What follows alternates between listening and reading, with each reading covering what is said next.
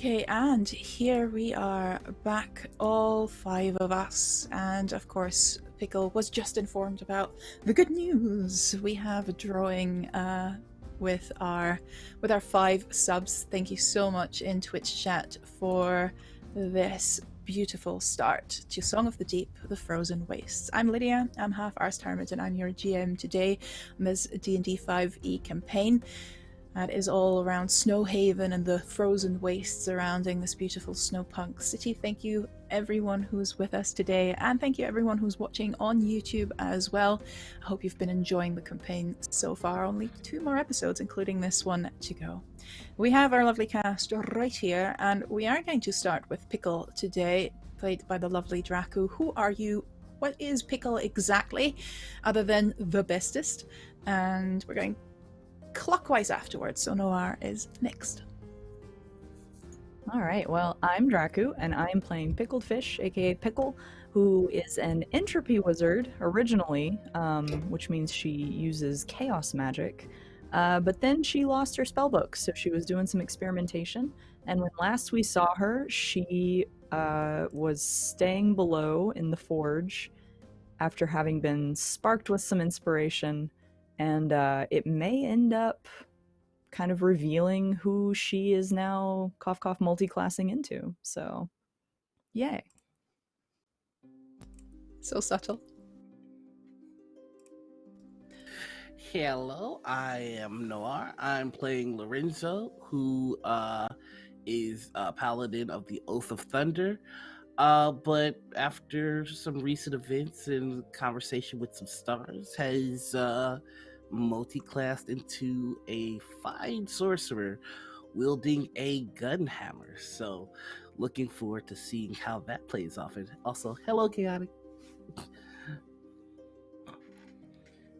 And I am Colin Amicon on the internet in places, and I am playing Bastien, the bard. That's it. Just a bard. Nothing else. Nothing at all. I'm gonna hold back. He did a thing, but I'm not gonna tell you yet. I mean, Lydia knows, but I'm not gonna tell the audience yet. He did a thing. We'll see. He did a thing, indeed. And Phöebe. Hello, I'm Savvy. I'm at Savvy Seaworth on many internet places, and I am playing Phöebe, the cleric of the moon and prophet of Sarastra, who has recently learned a little bit more about where she came from, and it may have changed her magic a bit as well. I like how that got higher and higher and higher with each and every sentence. Wonderful. It was me starting sentences, not knowing how I was going to end them. Welcome to my life.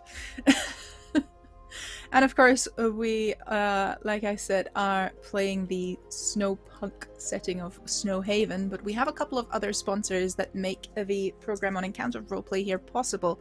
So if you want to have a look in chat, or if you're on YouTube below, there's links to our sponsors that help us put our shows on each and every day of the week, from Modifius to Zweihänder, I Hunt, the Accent Punk setting by the Wrong Brothers and Sugar Games, and of course Defiant. We have a lot of diverse, interesting systems, and that's really what we're trying to do, to show that there's a little bit more. But every now and then we do come back to good old-fashioned D&D 5e, and that's what we are doing today. Now, last we've left off, we had a little bit of fun with a certain Yetu called Zanara. We had Marlon Dad Jokes on last week as a guest, and it was wild. I think that's safe to say, right? Pretty wild. He turned out to be an interesting character. He turned out to be possibly a little bit mental, but possibly also really wise. It's so hard to tell. And he not only gifted Lorenzo with the gun hammer and a few words of wisdom and a potentially a new quest to find his daughter Yennefer, because that's what Yeti are called. Yennefer. We also found a little bit of respite for Phoebe, who's been through a lot, having been told that she is a shard, whatever that means. Something related to Sarastra, literally. The Snow Mother, the gods of this world. It's not quite making sense just yet. And a ritual that had Bastien give away possibly a little bit more than he had bargained for at first. We found out more about that hidden past and that lost memory. While Pickle found out more about what she really wanted to do with her magic, with herself, with life itself. She wanted to create, and that's what she's been doing for the last few hours. We had a little get-together, a little party in Dragon's Mouth, the Yetu settlement, while the cold outside was roaming and howling. People had a little bit of mulled cider and mulled wine. But something called to Phoebe. Something archaic, something deep within. To see the moon. Well, the moons. Dreamer moon and dancer moon outside and in the night.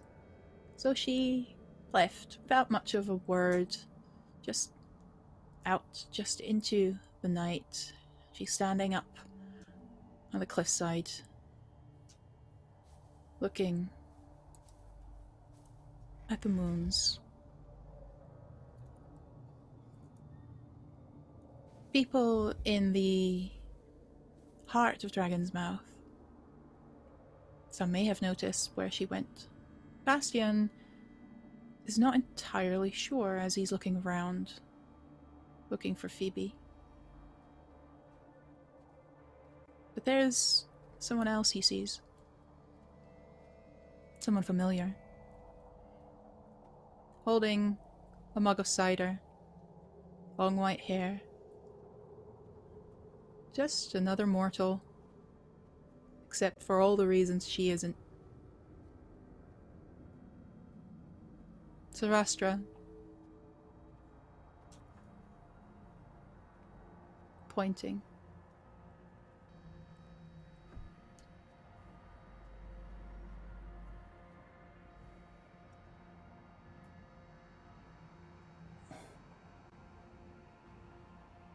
Bastien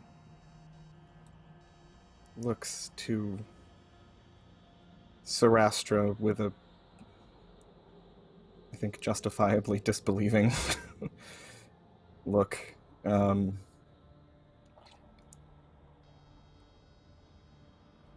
fishes in his pocket for the bracelet that she gave him. And looks at it and back to her,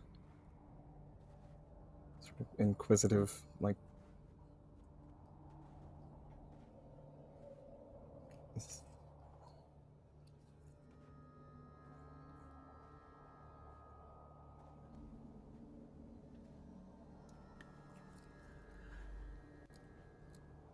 You hear a whisper just behind you as the Sarastra in front of you vanishes, and a voice goes, "It's now or never."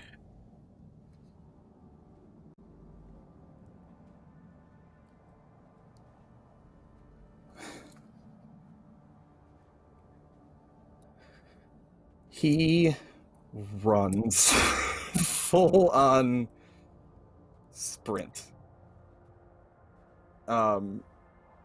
Anyone watching Bastien would think that there was a fire somewhere. He just grips the bracelet in his palm and takes off at a full running sprint up toward the top of Dragon's Mouth.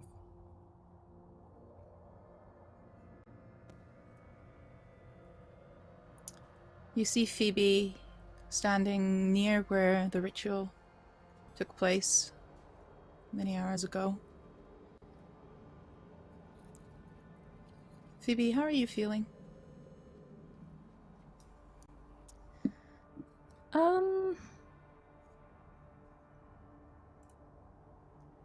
Aside from a little confused, which is a state Phoebe's familiar with, I think sort of in the quiet out here, sort of up here looking at the moons, there is like a sense of peace, probably mixed with just like a tinge of foreboding, of like not really knowing what's gonna happen next.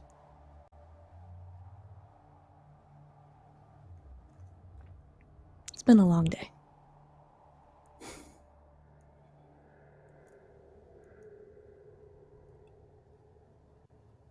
Bastien comes to the top of Dragon's Mouth, like panting. And when he reaches the top, has to like bend over a second and is like just and looks around for Phoebe.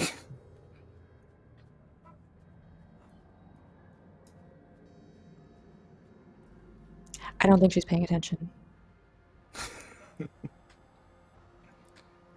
Just looking up to the moon, standing still. She doesn't seem to hear you.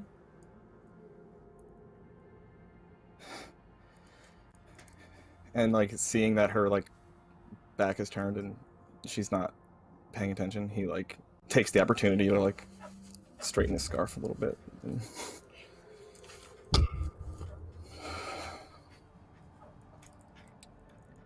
And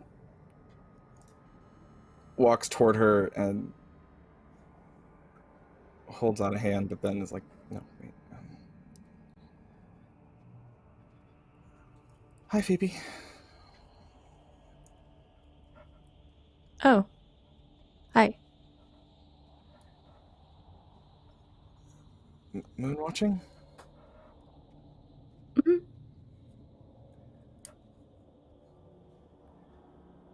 Mind if I join you? No. That's okay. Good.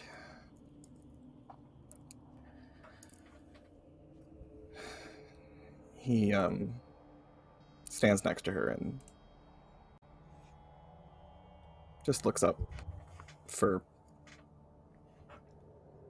probably too long. Just kind of gazing.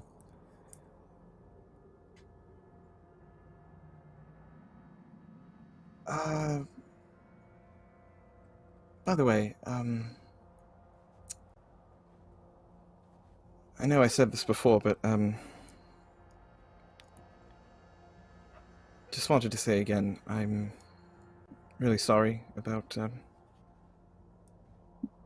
leaving you up here before, after the ritual. You probably needed your friends around, and I just took off and left you here, and I felt awful about that, so sorry about that. I forgive you.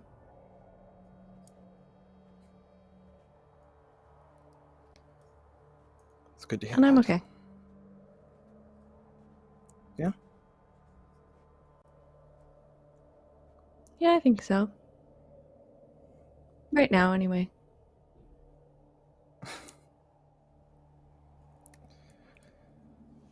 Yeah. Yeah, me too.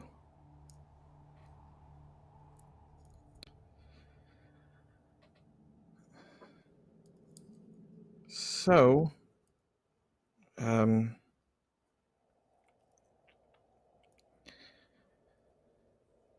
I promised you earlier I would tell you about what happened during the ritual. Yeah. Yeah. and I will. But,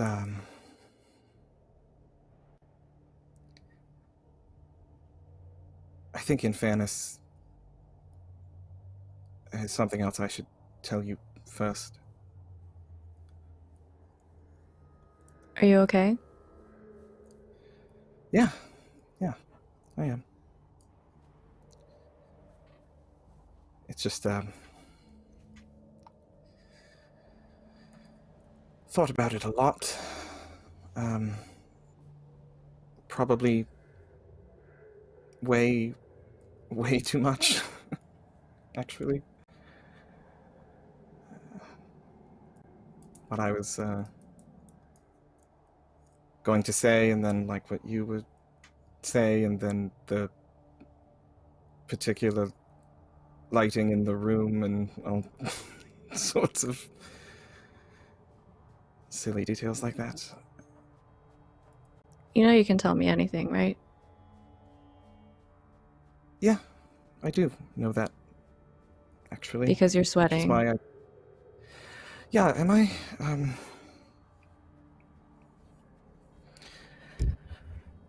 It's warmer than it looks with all the snow. Anyway. So, yeah, I thought about it a lot, and, I think that's silly, actually, because you told me a while ago, when we were in Evermore, you said that the best moments are the ones that we make. So, let's make one, shall we?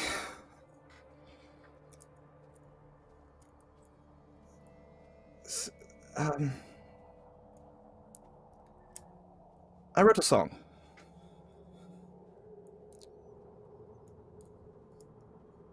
A while ago.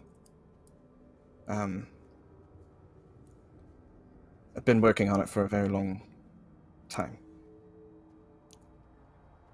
And it was my favorite song. I think it's the best one I've ever written, honestly. It was your favorite. What? Yeah.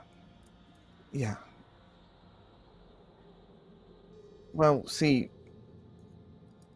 it was very warm and comforting, and also had shades of light and dark, and it's a bit of an enigma wrapped in a mystery, but it always came back to this melody. That was... I don't know, it made me feel safe. And I loved it very much. And then it was taken. Back in Coronel, at the Bard battle, I played some of it there, and Calvin took it and made it his own and stole it right in front of me. And I really mourned for that song. It was my favorite, and he just ruined it for me. And I thought I'd never play it again. It wasn't even finished yet, but I decided I was done with it, and well, you remember, I dropped my dulcimer and stormed off the stage, and I thought I was done with it. But then you picked my dulcimer up, and you never let it out of your sight. Even when your life was in danger, you held on to it, and you brought it back to me.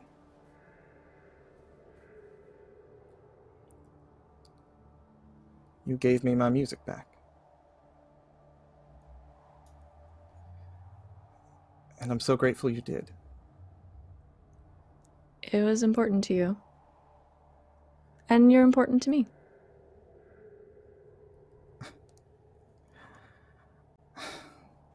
That is very good to hear.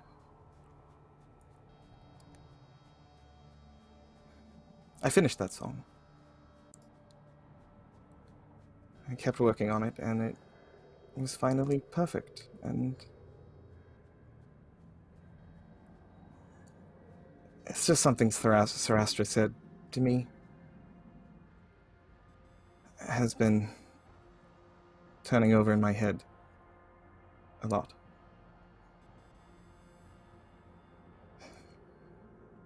That song wasn't stolen, Phöebe.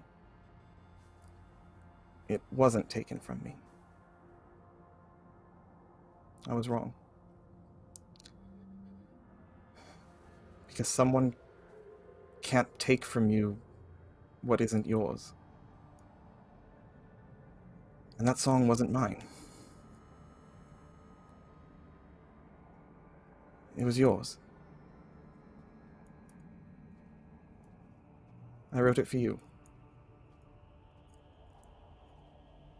To tell you how I feel.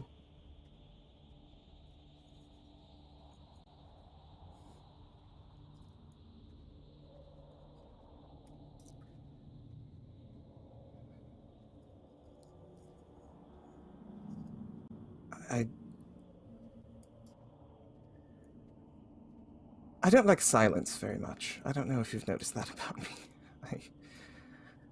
I tend know. to fill... Yeah, I tend to fill space with words and music and things. Would it help if I asked you a question? Yeah. How do you feel?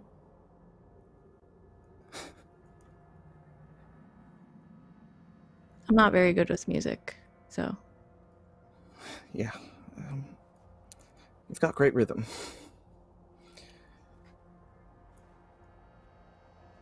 I feel like when I'm with you, I don't mind silence at all. I feel more comfortable just silently sitting next to you than I ever have in my life. And when that's broken by you muttering a prayer or humming along to something I'm playing, or just speaking whatever brilliant bit of wisdom pops into your head,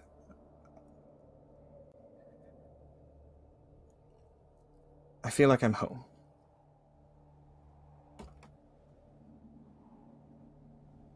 Not the one I actually had, but the one I wish I always had.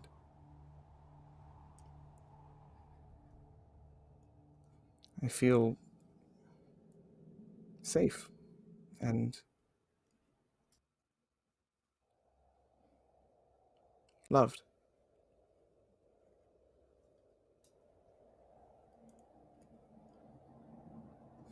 I can be home for you.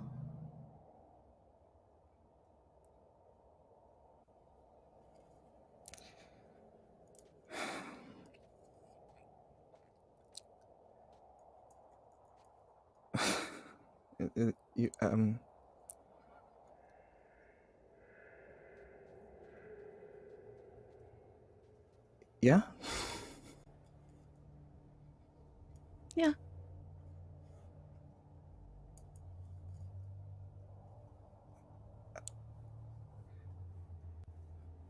Dear Sir Astra, I've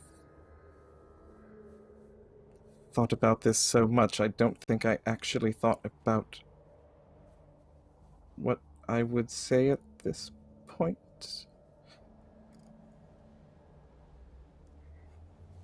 Can I kiss you?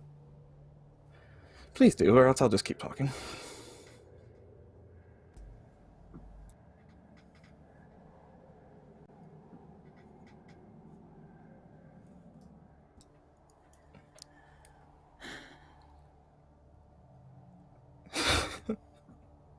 And under the dreamer's moon and the dancer's moon, after a long-winded declaration of sorts,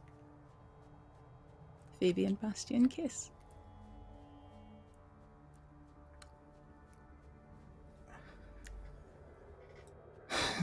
So...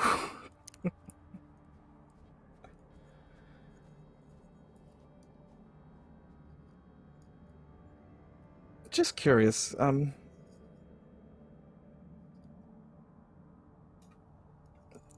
how long have you felt as I do?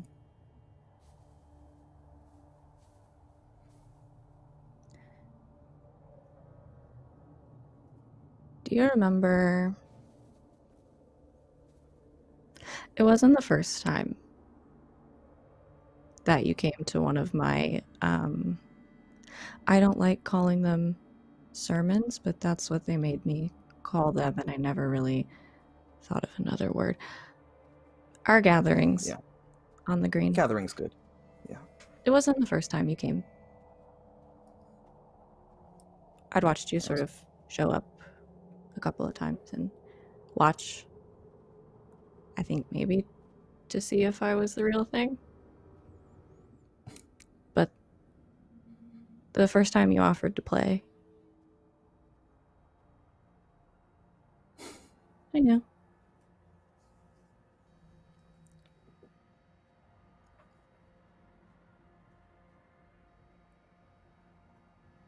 Yeah, mine actually was the first time I came there.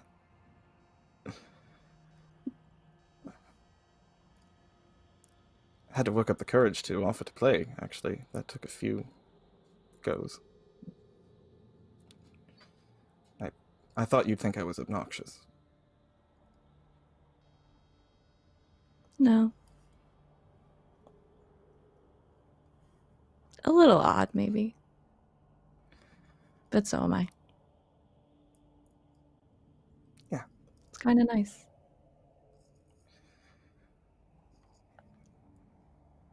It is... nice as a word. Can think of a few more superlatives.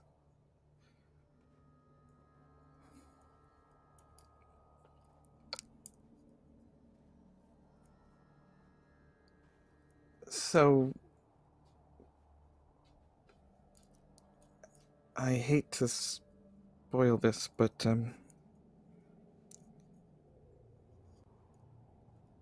I did promise you I would tell you what happened. Do you want to tell me now? Promise made.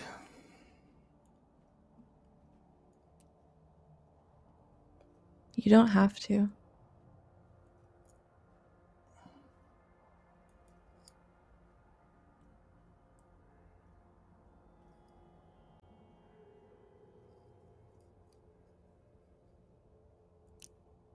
I think maybe I'm really going out on a limb here, but I think maybe it's not quite as bad as I thought it was.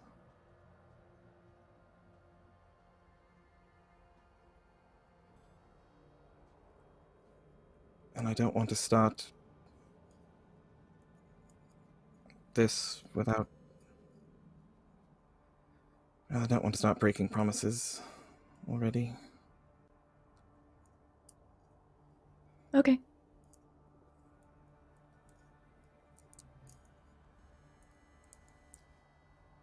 Sarastra appeared when I cast the ritual.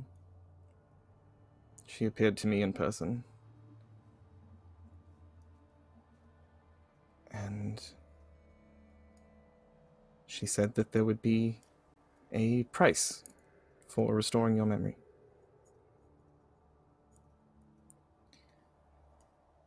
First, she said she was going to take my hands, but then she asked me what I would give. And I answered her truthfully. I told her I would give her anything. And she took my music.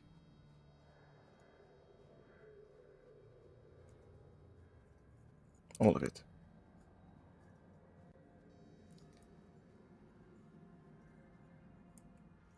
All of my songs.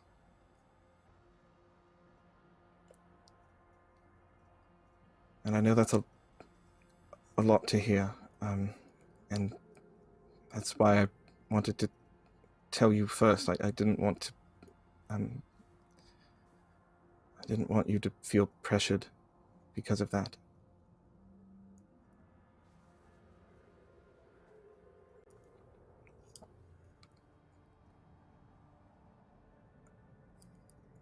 It's okay. I knew what I was doing. And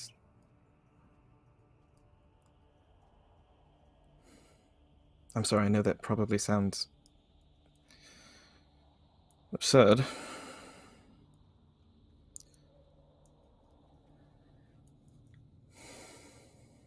I just wanted to help you. I wanted you to have your identity back and know who you are, and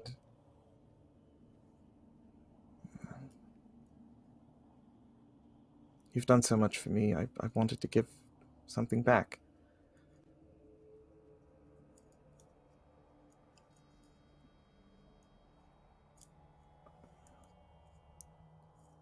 You okay?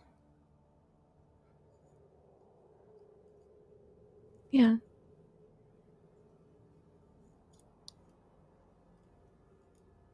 But I don't think it sounds absurd. I also don't think that's my judgment call to make.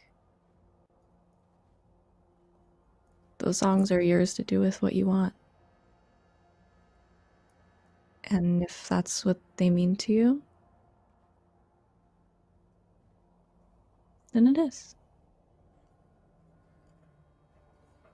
Thank you. of course.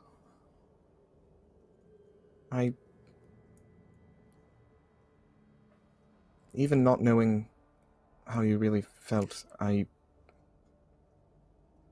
believed you would have done the same thing for me.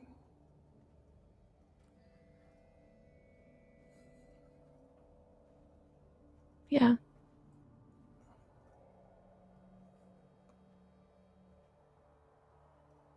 But I think, and I didn't understand it at the time, but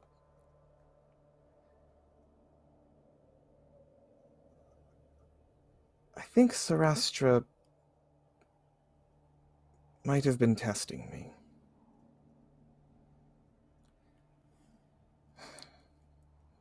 That would make sense. I'll be honest, I don't think anything about Sarastra makes a lot of sense anymore. She confuses me. Yeah. But that's okay. We're not meant to understand everything. Yeah, and I suppose I have a hard time with that. But here's where it gets stranger. I saw her again. Twice, actually. After I left the ritual and I went back to the room, she appeared again to me, and this is what I meant when I said she'd been turning over in my head. She said that the songs that I gave her were mine to give, but not to her. And that her sister would judge if I was worthy.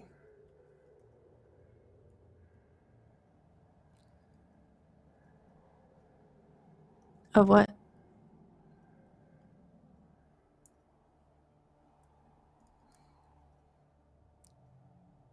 Of your love, I believe. Oh. Yeah. Well, that's much simpler than I expected. Then she gave me this.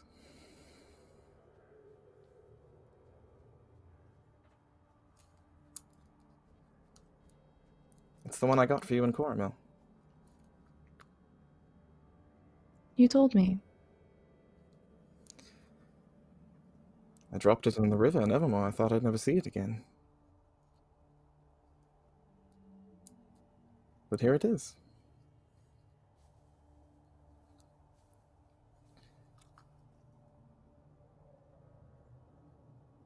And I saw her again just now. Just before I came up here, she told me you were here. And told me to go see you.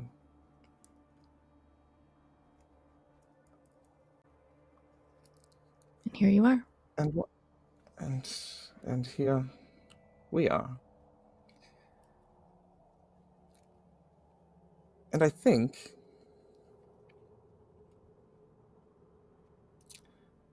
this is more than a bracelet.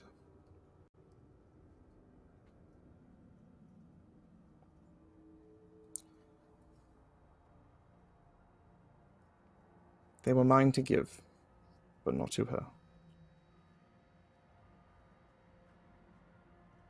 I want you to have this.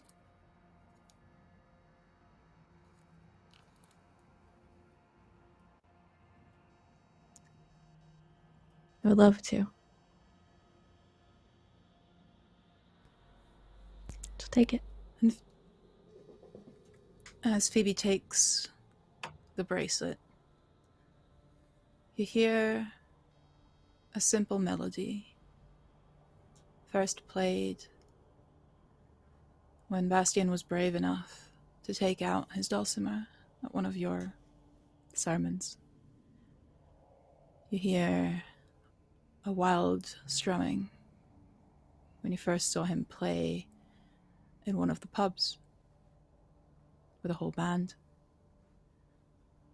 You hear a distracted clinking and clanking. So many instruments, so many songs, so many melodies, all unfolding as you take that bracelet. Like petals around a rose. And at the very center, a melody that rings warmer, truer, and deeper than all the others.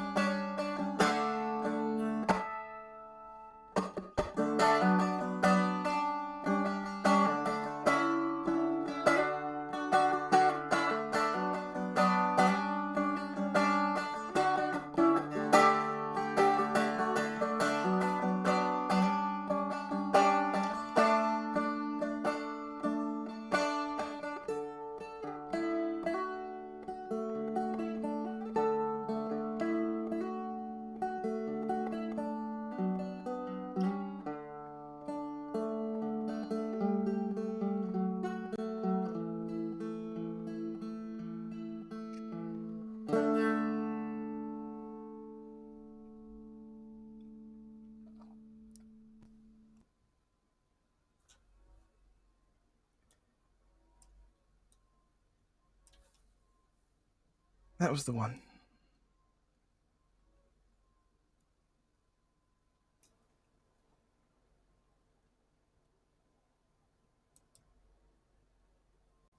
It sounds like how I feel about the moon.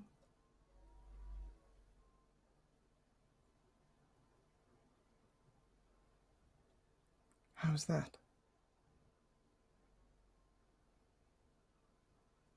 It's hard to explain, but it sounds like love.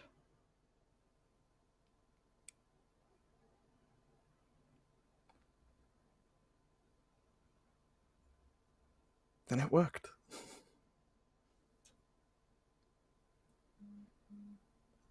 Phoebe smiles.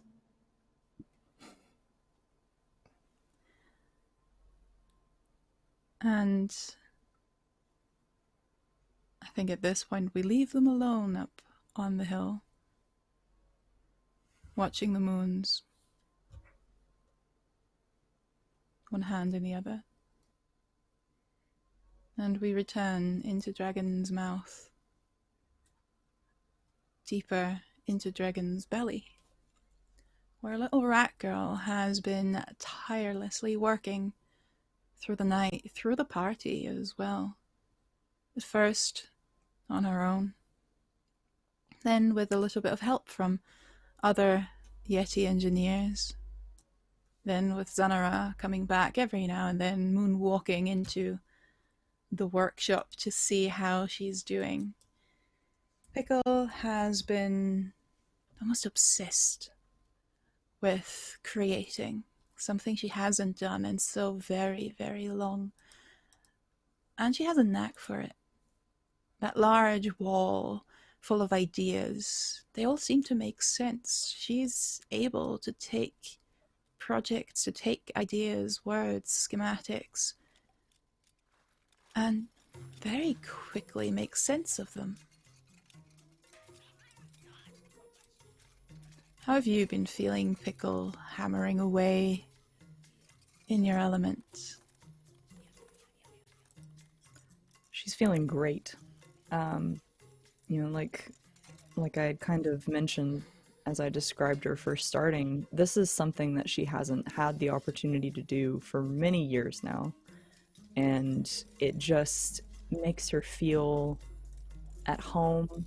It makes her feel just in her element. She feels right. And she wanted to, she's riding this high, and she wants to make sure that she finds a way to be able to spread this feeling for her friends too. And that's been what she's been concentrating on most of this night. Zanara is a helpful teacher in the weirdest of ways. And as he finally decides, all right, enough is enough, because at this point you've been, like I said, working for hours. It is hard to say what time it is, but you've created some beautiful things. And he tells you as much. He congratulates you. He is impressed with all of that. Achieved in one night. My God. Calls you Yennefer a couple of times, of course. And he hands you a bag of holding, where the book that he gave you fits quite well. I will say the book fits comfortably. To get it in is a little bit of a task for a little rat girl, but it is doable. The items you've created for your friends fit in as well. And then he hands you one more thing.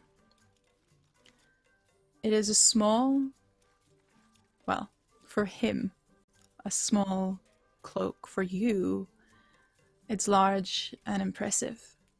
White, like freshly fallen snow.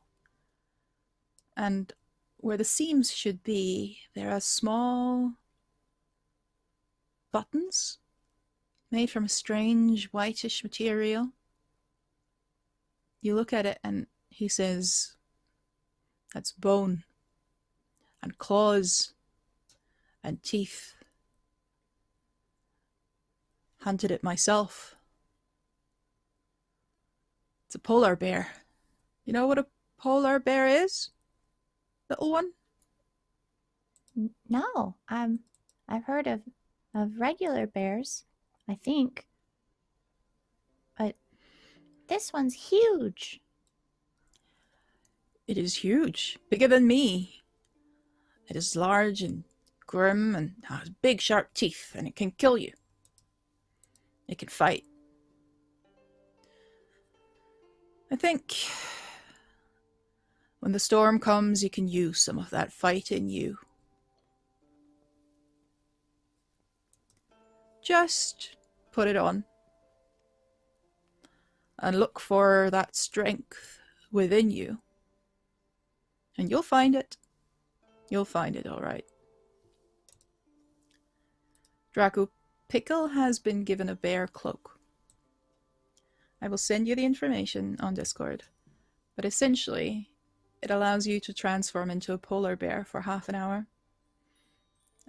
Or until you return to 0 hit points, and then you go back to your original form. I am so stoked. Polar Look, bear this is the Pickle. best thing I Here can we do go. for Wear Pickle right now. That's totally fine. I accept it greatly. And you find your way upstairs as you say your goodbyes from Zanara with a bag with a polar bear cloak, running into Lorenzo. Lorenzo, how have you been passing the time at the party? What have you been up to until Pickle finds you somehow, somewhere? Probably just would have made his way towards some solitude, practicing with his newly acquired weapon. Just getting his mind off of things.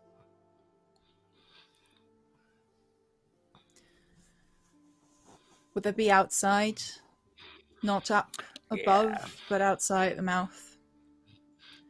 So Yeah, that'll be Pickle, outside. you ask around for Lorenzo, having noticed that he has been a little bit on edge lately. At least that's what it seemed like to you. And are you shooting at something? Are you target practicing sort of Yeah, situation? he is shooting at trees, or he'll throw up rocks and see if he can shoot them, just trying to get used to this massive weapon. Just Tell me how it works, there's a lot Noir. of This banging. is phrasing. This is your doing the gunhammer to begin with. Tell me how it works. Tell me how it feels. Tell me about the gunhammer, my dude. So he's just going through his normal motions with a melee weapon. And there's a part of the grip that twists, and when he twists it, there's a trigger mechanism, and the head of the hammer opens up and just fires a shot. Bang! He could do it on the top of the heft, I think it's called, for a hammer, or on the bottom. So he's got 2 different triggers that he can fire. And he's just swinging and shooting and swinging. That is how you find him, Pickle. Some of the guards have pointed you into the direction, knowing you for strange people in their settlement, figuring where you would be wanting to go. And he's out there on an ice field, shooting rocks, shooting at some strange formations, icicles, and almost like stalagmites, if you will. And he's getting quite good. Watching him from a distance, he's got good aim. Yeah, so Pickle, like, she'll kind of approach, but keep a little bit of a distance and kind of like hunker down and just watch and just, oh yeah, like if he hits one of the rocks that he throws in the air, he might hear some soft little clapping in the background. But she's just giving him a moment and just enjoying watching him learn this weapon. Yeah, after a few more shots and him practicing his uh paladin abilities by just shooting lightning through it, he just kind of stops, takes a deep breath, and finally notices Pickle. Um, Hello. Hope I wasn't too loud. Oh, it's dreadfully loud, but it's really cool. Is that what Sarah gave you? Oh, he gave it to Flourish, but I'll have to hold on to it until Flourish gets back. Yeah, That seems fair.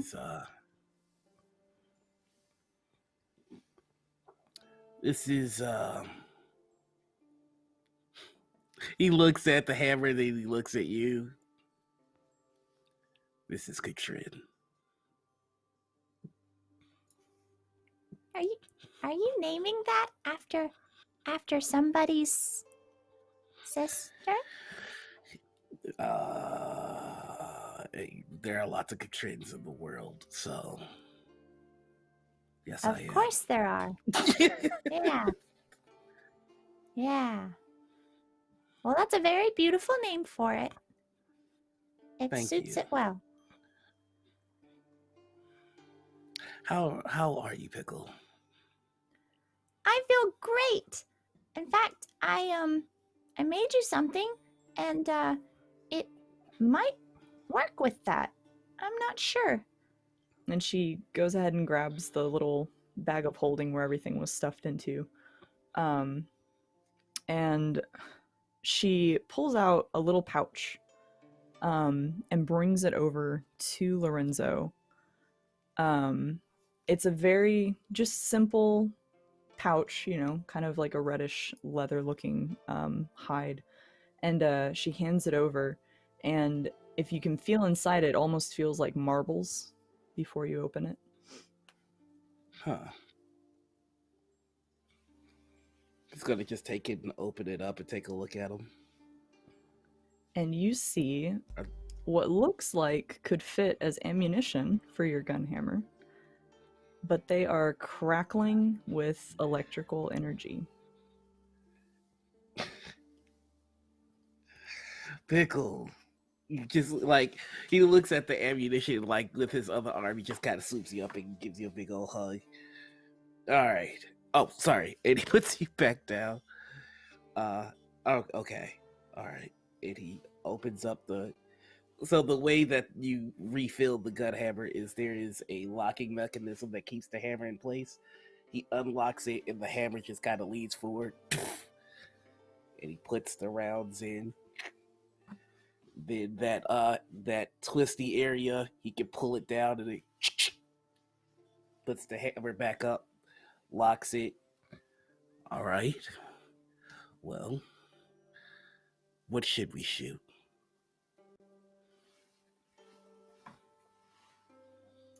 There's a really big rock over there. Should we try that one? Perfect. He takes the hammer, fires. The noise. Should I roll an attack? Yes, please. Let's see.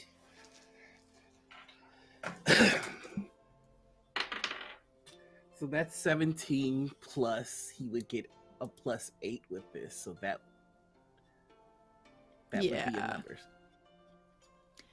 There is 25. a connection you're feeling to the electricity, the bullets, to that beautiful tingling sensation that fills the air and seems to be coursing through your veins at this point. That gives you a jolt of excitement almost. You're not worried about missing the thing. The boulder's big enough. you're not worried about anything in this particular moment. The storm had taken the worst of the hunger from you many hours ago. And while it had started to come creeping back in, with so many Yeti around you, that particular situation, that particular moment, as you shoot that gun hammer, as you fire that bullet, as you have your friend Pickle next to you, you cannot help but smile. This feels great. And the boulder explodes from within as the bullet finds its way into its center and then expands with a crack similar to cracking thunder. The boulder just ceases to be. Yeah, as soon as he gets that little kickback from the lightning and the ammo, his eyes are gonna start to glow, and there's going to be a slight swirl around him as a storm emanates from him. And he just, whoa, and he looks at Pickle, just kind of showing her his new connection to the storm, and he goes, that was amazing, Pickle. Can I show you something? I'm not very good at it yet. Sure. And he kind of kneels down. Okay. And he is going to mimic one of the gestures that he saw Pickle doing when she cast the spell that unlocked everybody from their chaos. It starts to look like that, but then there's a deviation, and there is an orb in his hand. It sputters because he's still not very good at the spell, but it sputters, and at first it's a ball made of lightning, and then it's made of acid and fire. It's just raw chaotic energy. And he goes, this is as much as I can hold of chaos energy, but I thought I'd try to understand it to help you get your magic back. Oh, Lorenzo, that's amazing. I think you're doing a great job. That's a very powerful spell. You did really well. Thank you. And he doesn't fling the spell away as much as it kind of oops out of his hands. There's just like acid on the floor. Eating I through will get the better snow. at that.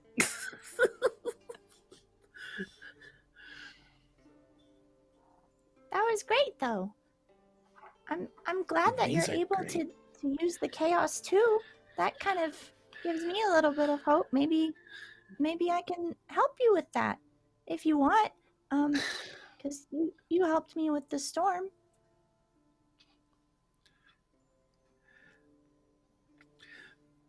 The skill you employed to make this ammunition, it's much better than the ammunition Sarah gave me. Maybe this is your magic.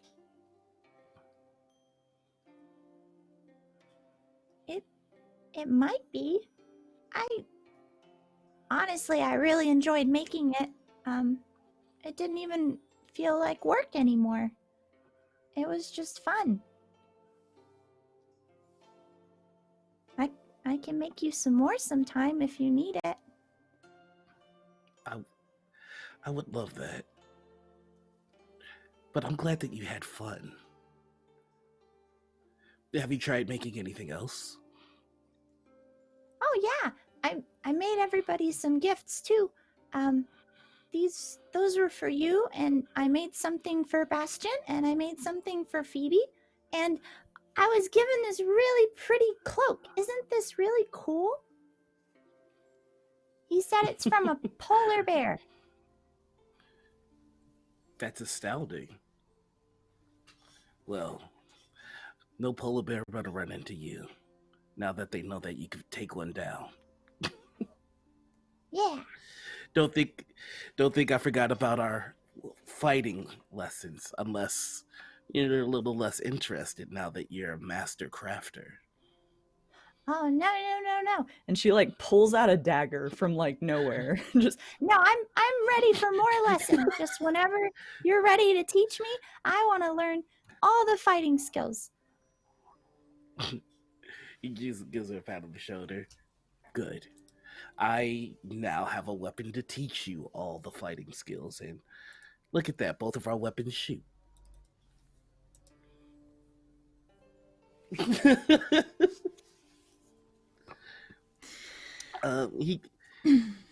He is gonna look off. Just Pickle. I do have to ask you. You're the only one that I think could answer this question.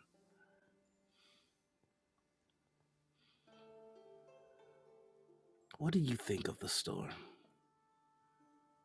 Honestly. Well, to be honest, it was a little scary. But if I really think about it, it's not, well, it's not really any worse than chaos sometimes. It kind of felt a little similar. Kind of the unknown aspect of it. I kind of felt like there was more, but I couldn't say how much more. It was a little confusing. I only asked because Sarah is a good man, and the storm took quite a bit from him. Yeah. He spoke a lot about Jennifer when we were making things in the forge.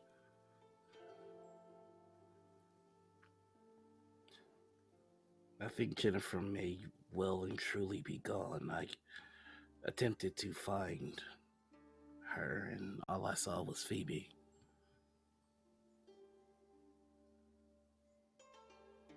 Is Phöebe Jennifer? Anyway, I don't know. I don't She know. has white hair like Sarah. Maybe they're related.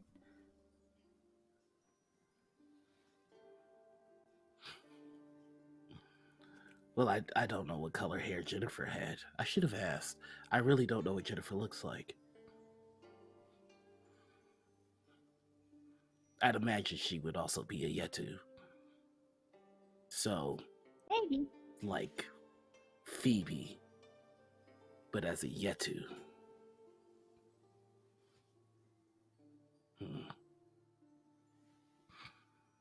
Yes. Yes. Maybe taller than Phöebe, because everyone is so tall here. But Tall Phöebe, a lot of hair. White lots of warm hair fur. or fur? Yes. Fur. Fur-covered Phöebe. That's tall. Yes. I should just ask what Jennifer looks like.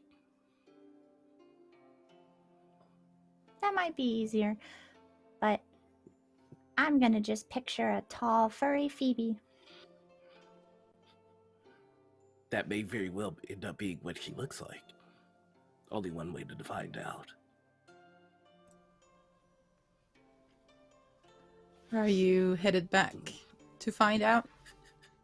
Yes. Or are you continuing this beautiful conversation? Lorenzo's gonna head back to ask what Jennifer looks like. I just love the notion of these two sitting around like goose, like, yes, let's theorize what she looks like. Draku, I have an idea for unless you already have something else, or unless because we got the 5 subs unlocked earlier, which means a pickle drawing. I kind of want to see furry Phöebe. I'm on it. That can happen. That definitely can happen. Is there anyone who is opposed to the idea on moral grounds? Because, you know, Phoebe says, Savvy says she will pay actual money. All right. Yeah, let's not show Bastien that one. Make it PG, just saying, because reasons. But we are headed back from outside, one pair above, the other one below, into Dragon's Mouth, where the night is coming to an end. A night of a little bit of revelry for the Yeti. Zara is always an experience. His parties, his cons, as he calls them, are legendary, and everyone is kind of just accepting the inevitable hangover and impromptu holiday the next day because reasons. I would like to have you basically all back together for a few hours of sleep before because this is the day where you're supposed to leave Dragon's Mouth, unless anyone would like to do anything else or is having another scene in mind. I would jump onto all 4 of you back in your dwelling. Yeah? So, Lorenzo, you do find Zanara, I almost forgot, and he does tell you that he is actually, and this is Marlon's doing, he is actually married to a human woman in Snowhaven. So a furry version of Phöebe might actually be possible. Half Yeti, half human. I have a lot of questions, but that's okay. I know, have me so too. many I know, so many questions, and none of them are appropriate. Neurobiology. It's just I mean, Lorenzo looking off in the distance with math in his face, like formulas. The day Lorenzo became a meme. That's D&D, folks. Hey, I'm not gonna question it, because then I would cry. Also, so many inappropriate things to say. Shh. We are going to move back into the dwelling after you have been given a brief description by Zanara. You've been having a little bit of food and drink and a lovely little chat about magic, chaos, and storm alike. A little bit of philosophizing when Phöebe and Bastien are returning. And I would like to ask you, how are you returning? On a scale of 0 to Bastien, how awkward is it? I'm actually, sorry, I actually didn't capture what you said there. My internet freaked out for a second. What was that? On a scale of 0 to Bastien, just how awkward is this going to be? Do you mean on a scale of feet, Sebastian? Yes! If you were winking, we couldn't see it. Kalinka's glasses. Phöebe looks exactly the got same.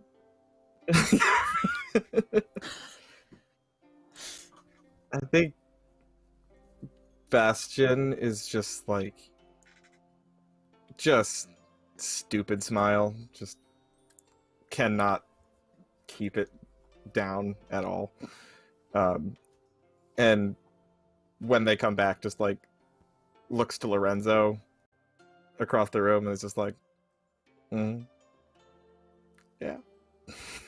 Oh wait, she's 99% the same, but her scarf's a little crooked. I changed my mind. oh.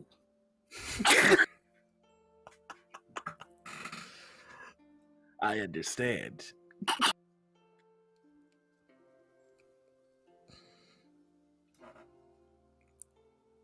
I What? just want to say I rolled a natural 20 on my perception just here for my own edification. So Pickle definitely noticed that Phoebe's scarf is not her usual jaunty angle. It has been tipped. Pickle is definitely suspicious of something going on here. Something.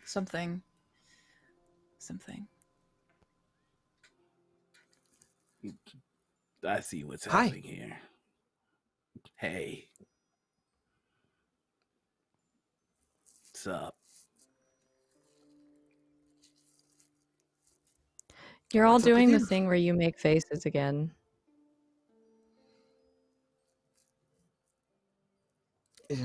Ye- I don't have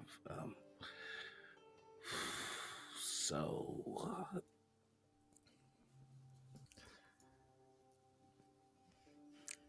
good morning. Oh yeah. I did tell both of them before, so they both. Yeah. That you don't have music. Is that what you're talking about?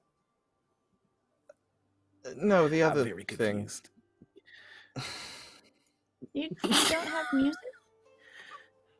Oh no. Actually, that's back. Weirdly We enough. found it. Oh, amazing. Great. Well, that's it's good. been a good night for everyone.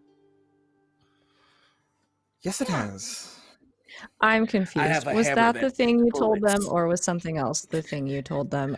You're all making faces and giggling, and I feel like I'm missing a core part of what's happening in this room. No, the first thing I told you that Lorenzo knew, and so did Pickle ever since Coramel. Oh, the yeah. feelings. Yeah. Okay, Yeah. thank you. I have a hammer now. That's Oh, major congratulations. change for me. That thing is huge. Yes, it shoots these things called bullets. Pickle made me quite a few of them. Oh, and I made stuff for everyone else too. Do you want to see? And I got myself this cloak. It was a gift, and it's made out of polar bear. It's beautiful. Wow, you have been busy. She does a little spin. It does not flutter. It's very heavy. The very heavy pelt. That's He just claps when he does it. that is really cool. Thank you. And she whips out this bag and like whole arm like down to her shoulder into it because bag of holding. And Bastien, I made something for you. Here. and she Oh, you pulls shouldn't out have. in a comical like Mary Poppins fashion a very long rapier. It doesn't look like a traditional metal. It looks more like it's made of bone. And she kind of like waddles it over to you and like presents it up to you. And the finger guard or the hand guard, I don't know sword terms, is decorated, and it's got a kingfisher, and kind of around the kingfisher are different phases of the moon. And yeah, she kind of just I made this one for you. There's a Yetu weapon, and it's a spear, but that didn't really feel like something you would use. I can make you a new one if you'd rather use a spear, but I know that you wanted to be practicing with the sword, so I made this one for you. Oh my. Pickle, it's absolutely beautiful. I've never seen a thing like. You are incredible. Thank you. I almost don't want to touch it. It looks so pretty. I mean, But I will. It's pretty neat. The Yatu that were helping me make it said something about the water. I think it does special things in the water. Because it's a In the water. kingfisher. Yeah, like that bird. Oh. She points at it. May I? Yeah. Hands it over. Does it have like a scabbard, or is it just like you have to like draw it, or is it's already out, right? It's already out in my head, at Right. least. Yeah. Yeah, Bastien just picks it up and swings it around a few times, just like rotates his wrist and like, oh, that feels very nice. Lorenzo, do you think we could spar a bit, but not with that thing? That thing scares me. The hammer, I mean. It's the only weapon. Picture it's the only weapon I have.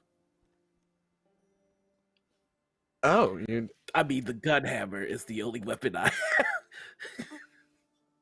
Look at you. You know. No, I named it after the meanest person that I know. That's all that was. Uh-huh. Mm-hmm. She doesn't strike me as a hammer type, but she can be quite explosive, so that checks out. Yeah. I told you already I don't mind. I don't normally name weapons. It's just this one is so beautiful and well made and just unique and special and a great poet. And a great no, is it? No. Yep. Tell me more. Tell me more features of the hammer. It's got a strong head on its shoulder, perfectly balanced, surprisingly maneuverable, all things considered. Wait, Hey. This is a trick. And not a very good one either. It's a fine weapon. Yeah. It makes a great conduit for electricity. And a great companion for my friend. Yes. It looks like All we're right. finding all sorts of good things here. Perhaps the storm had a plan after all. Yeah. If we weren't getting evicted today, then I would say this is all in all but an extremely successful trip.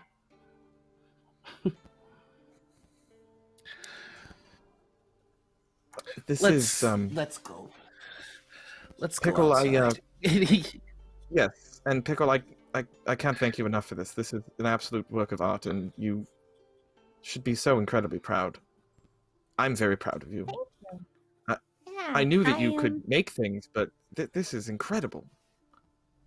Well, thank you.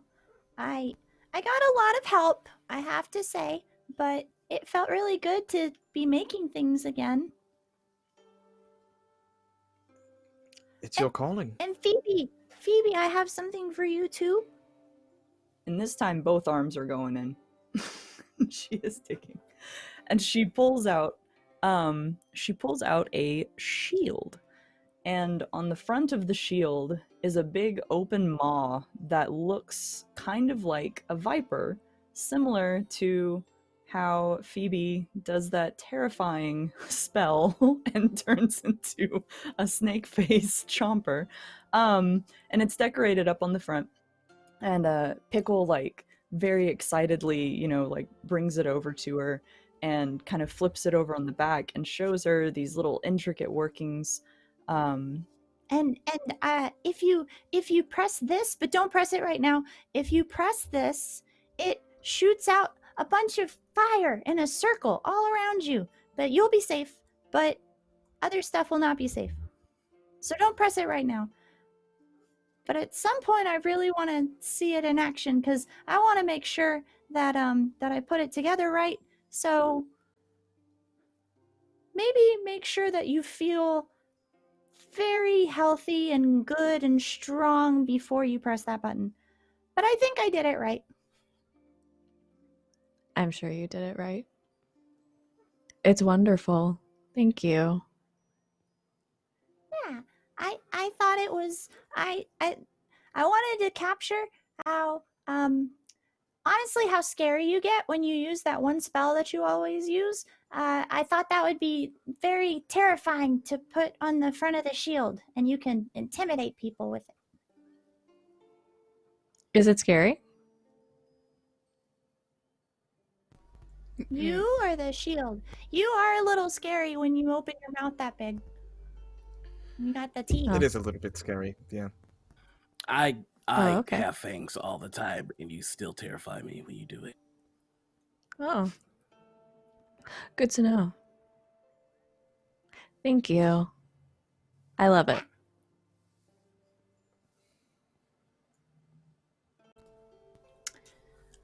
At this point, I want to say thank you very much, dear Chaos Chorus, for the 20 retweets that will give these lovely people a boon. And I will say that as Pickle was rummaging through the bag of holding, and I know this is not quite how bag of holdings work, but I make the rules. Don't have me. You hear something clinking and clanking, and you pull out 4 greater healing potions as well, with a little note from Zanara saying, I have a hunch you'll need it.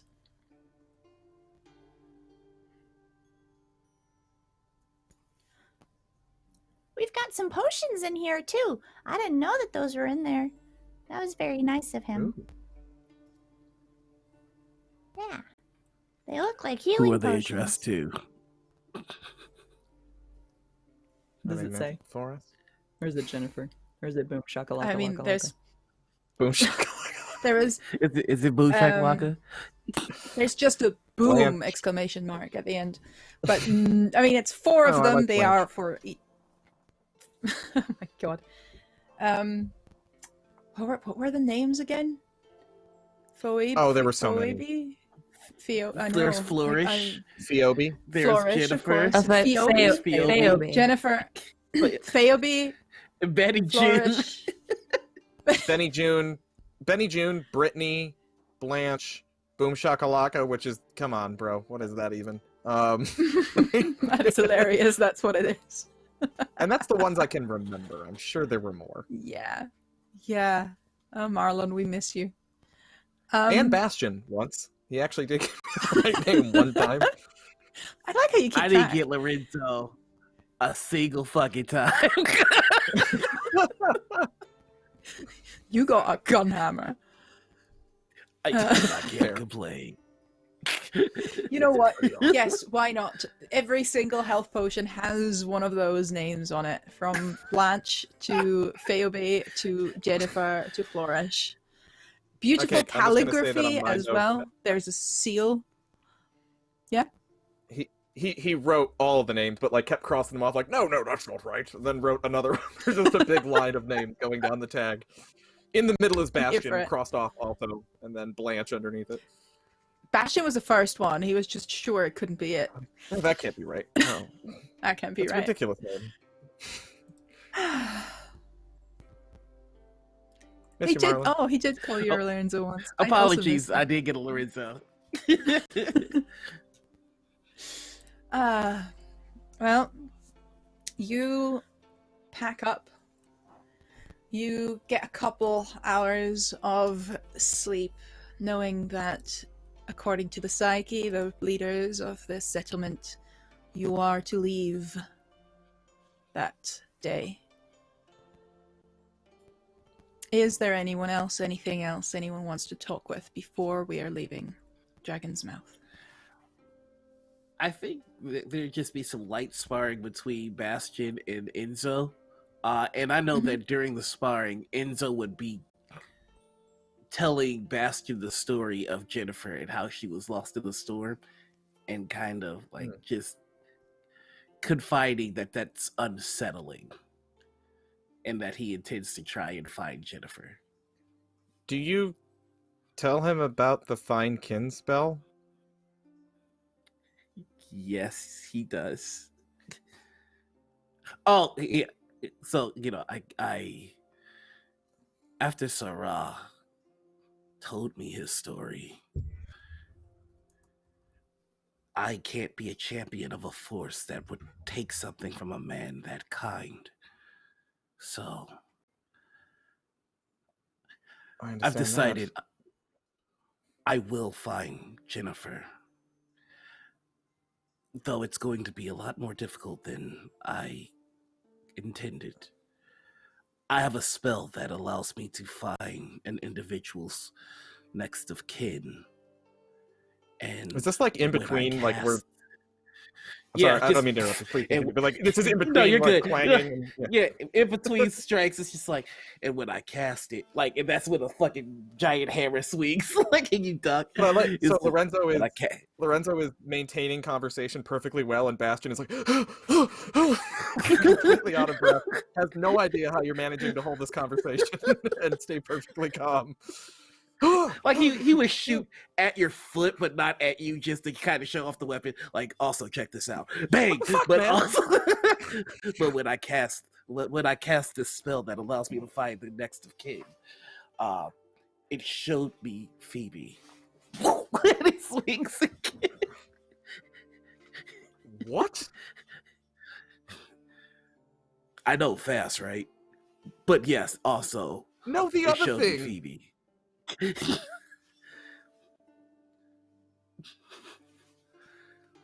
So what? there may somehow be a relation between Jennifer and Phöebe. I don't understand it, but I mean, we've never been here. Hell doesn't look like a Yeti. I mean, I would never call Phöebe a Yeti. Well, not that there's anything wrong with that, but I mean, of course not, but she's quite obviously not a Yeti. Maybe quarter Yeti? I don't know. I don't know anything about her family. No, that's actually a fair point.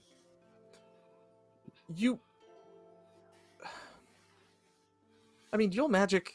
Yeah, okay, don't take any offense when I ask this, but are you sure the spell worked? Because that's absurd.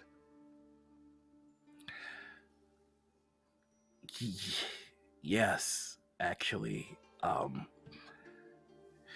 Because I didn't get the magic from an external storm. I got it from my own. So I connected with it. I know that the spell worked. It's just... I don't know. Somehow, Phöebe is related to Jennifer. She's got all kinds of weird family. Doesn't really talk about him much.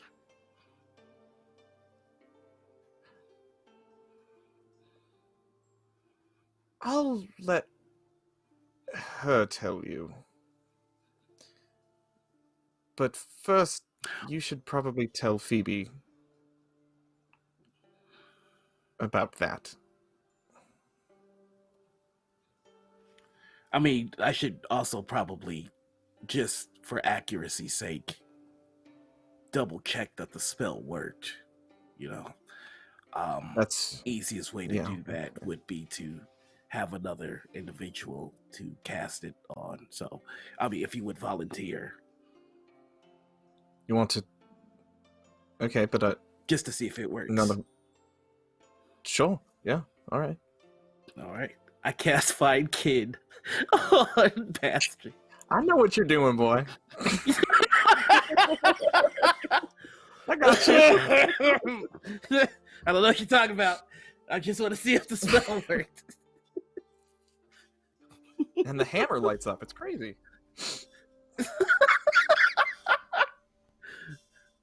So what do I see? To clarify again, this does not work through planes, right? It does. Oh no, it doesn't. Shit. That's right. That's right. Fudge. Because that's what does he have any kids? Yeah, does In he have here? any kin In on his this play? world? Huh. Mm-hmm. Turns out we're Oh. related. I've got some bad news about you and Phöebe. No, I'm just kidding. You bastard. The plane was Alabama all along. God, it's like Hey, Rudy fuck Giuliani's you, first I'm from marriage. Alabama.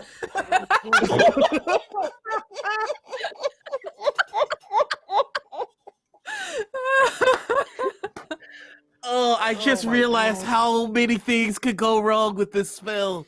Oh my yeah, this spell is a recipe for disaster. I cannot work under these conditions. I cast it on the postman and it showed my son what's going on.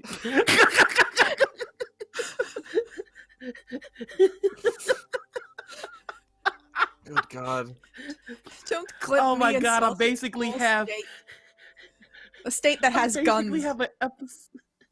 I basically have an episode of Maury as a level 2 spell.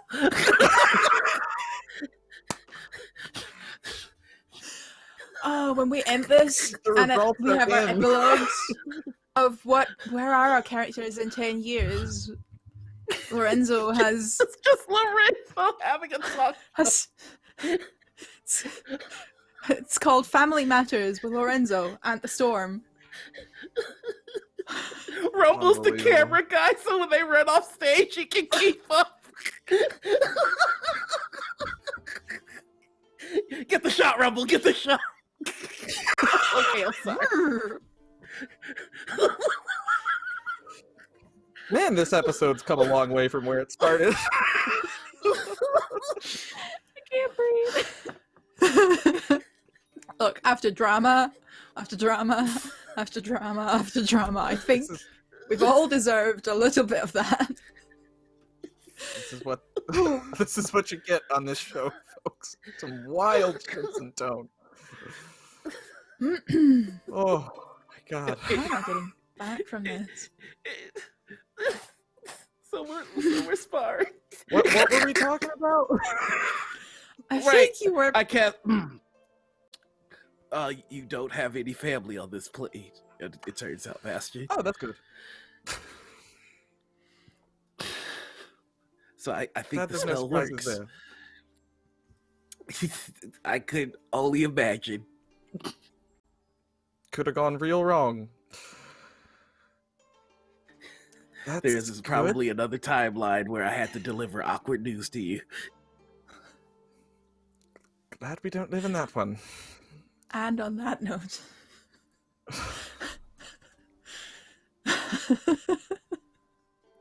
I'm going to bring this scene to an end before you are killing me.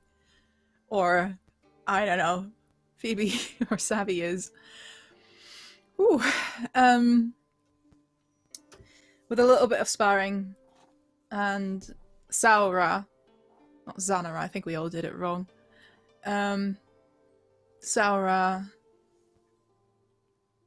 coming to you eventually with a whole backpack full of rations, the snowshoes, warm clothes. He looks a little bit ashamed, almost.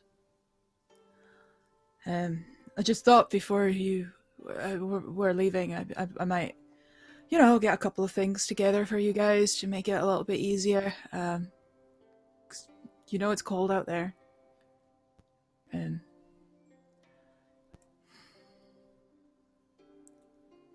I'll take the rashes from him and put a hand on. Well, no, I'm not gonna put a hand on his shoulder because he's tall as hell.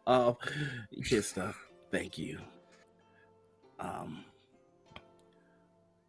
When we're out, I'll keep an eye out for any storms. See if there's anything I can send you back. It's Saura, not Zanara. Zanara is the one with the daughter. Never mind. I know. They're brothers. I thought it was a good idea to name them similarly. I was wrong. Yeah, because if it was Zanara, I was about to ask him a whole lot of weird questions, considering recent information. But No, mostly because this is Marlon's character and I couldn't do it justice, so I want to keep my Zanara to a minimum. Gotcha. But Saura was the Yeti you met Yeah. out there. He's bringing you that stuff. He looks a little bit ashamed about, well, I'm sorry how the meeting with the Psyche all went down. They got a lot to think about, right? They got to think about the settlement and stuff. But here, and he pushes the stuff over on the table to you guys and steps back and looks to the floor, which is really comical considering he's like 7 foot tall and huge. Thanks, Sarah. Thank you. It's all right. It's not your fault. Yeah, but I like you guys. Where are you headed next? Where are we headed next? We probably should have talked about that. Distracted.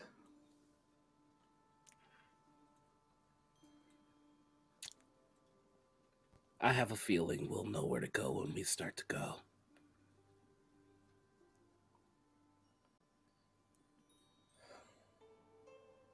Storm led us here. Can it lead us somewhere next?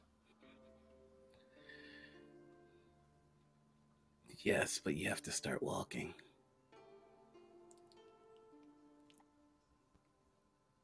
Put your shoulder to the wheel. All right. Wise words. And it is not Zara's voice that says that, but Estrelle, who appears behind him. The elven woman never said much, but always watching, always surveying.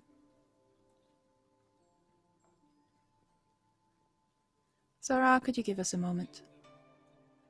And he nods and quickly makes his way out.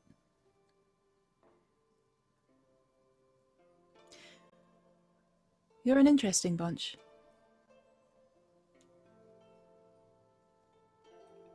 Been called worse.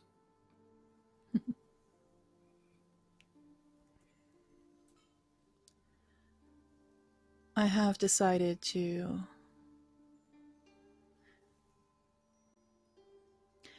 break my people's law. And she looks around. The den you're in, the cavern you're in, still glowing blue. The entrance, moss carpet, sort of moss curtain, blocking off any viewers as she transforms. And in front of you, you see a woman with fox-like features turning into a fox. Well, a humanoid fox. Bright white fur, a long nose, bright blue eyes, intelligent.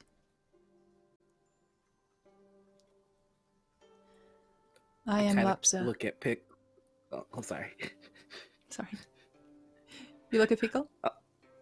I was gonna go kind of look at Pickle and just kind of mouth, kind of like that. Yeah. That's it. Pickle is just very excited. Because Doggo She gives you a little looking- wink as well. The Lapsa are found everywhere.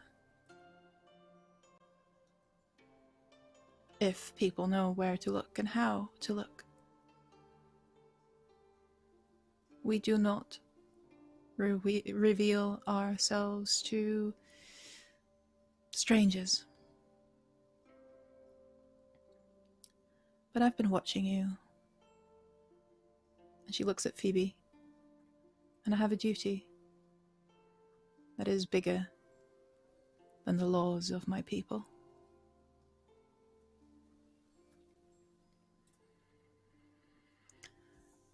Have you found out why they call you a shard?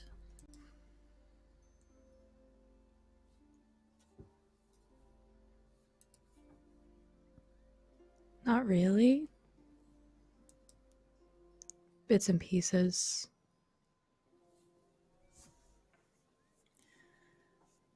You remember the story Sarah told at the campfire?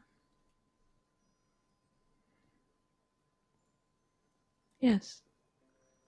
The Snow Mother fighting with Grula.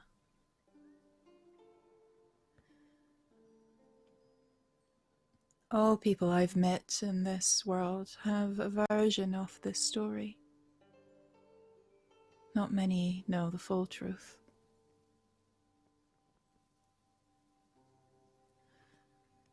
Grula was done with this world. He knew there was not much left for him to subjugate. So he looked to other worlds, about to slip away on roads made of shadow.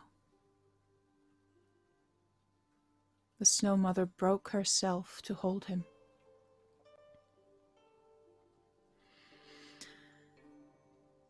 There is a sadness in her eyes as she says that, and she looks down for a second. And as she broke, shards of her fell through the shadow into worlds beyond. I know this because you are not the first to return. I know this because you're not the first carrying a piece of her inside you.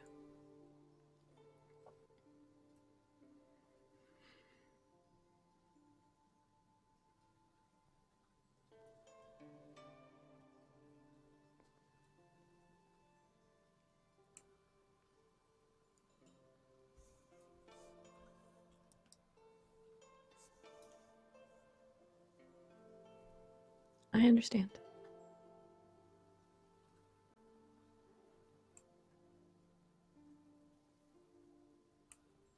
Thank you.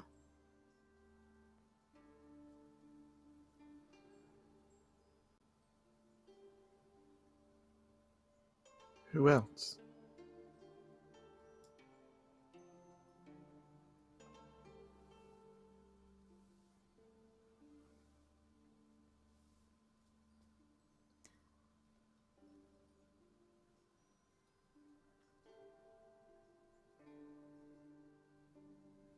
I've met only two.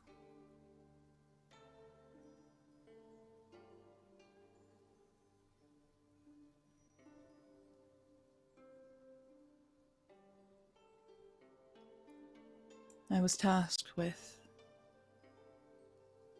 following a shard, protecting it. A shard that had landed right here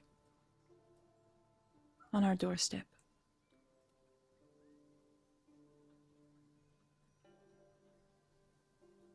She looks at Lorenzo.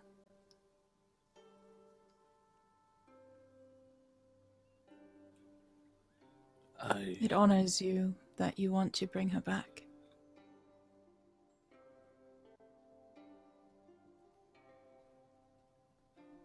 It's not the storm that took her.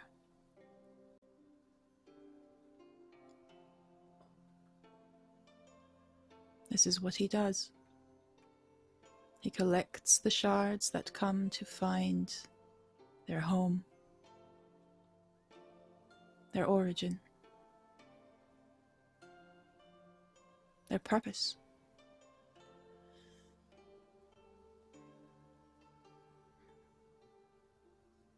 And he turns them into something unspeakable.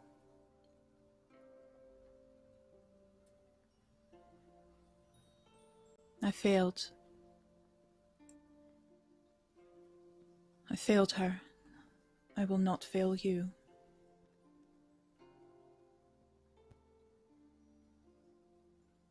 I cannot tell you where to go.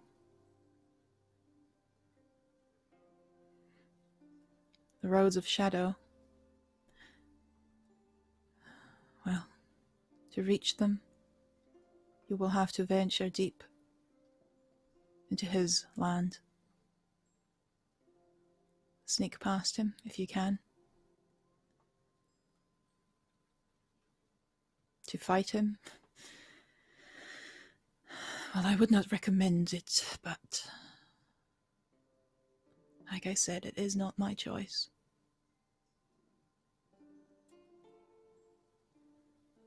Your best bet might be to just turn back to civilization. To Snowhaven.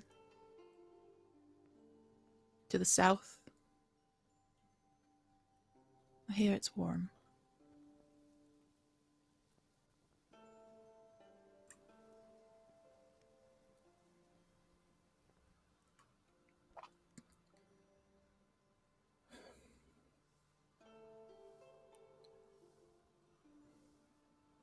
Will he find us? No matter where we go? He will send those he can send. Those he has taken already. But the Snow Mother's sacrifice was not for naught. She is his prison.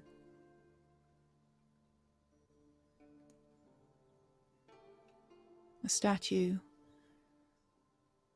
a monument to his own failure. A step away from the shadow roads.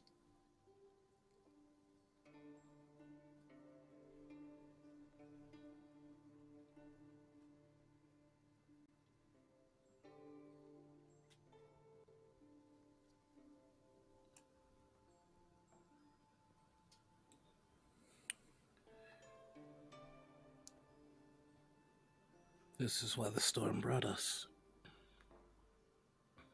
This is why we're here.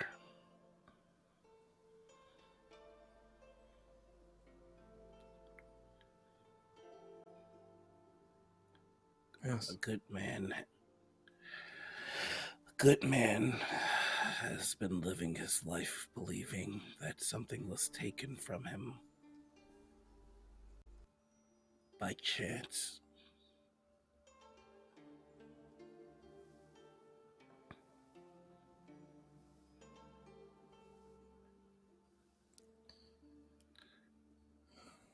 No more.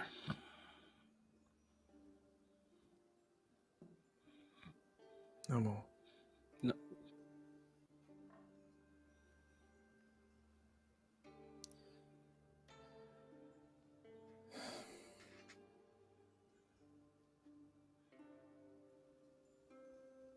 No more.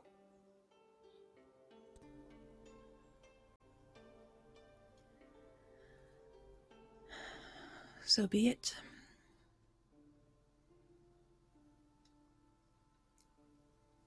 Follow the dreamer's moon, and you will find him.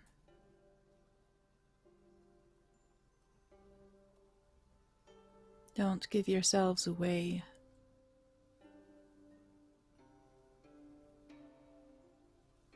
Until it's time to strike. Many of his creatures prowl the edge of his land, seeking to take as much territory as they can. Some live in the water, some in the air, some on land.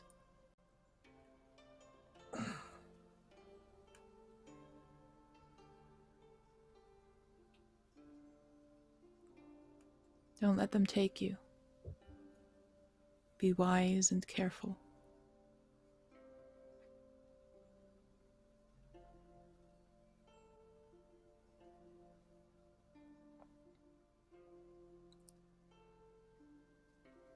Phöebe, Thank you. is this what you want?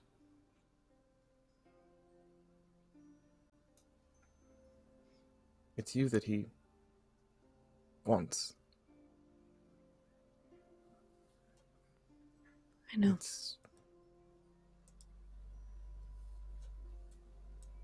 I don't wish to decide for you what we do next. Your well-being's at stake. So is yours. Yeah. All of you.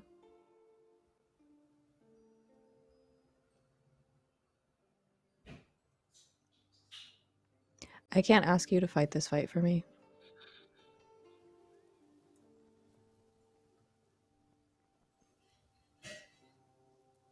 You don't have to ask.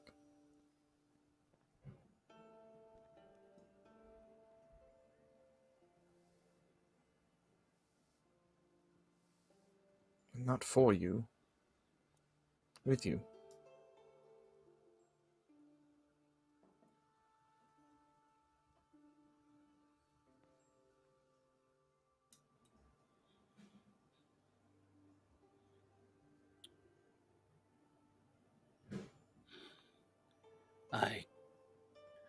I have to go. No matter what we choose. I have to go. It has never been clearer to me what the storm wants than in this moment. I love you all. And no matter which way you go, I will always love you. But I have to fight this fight.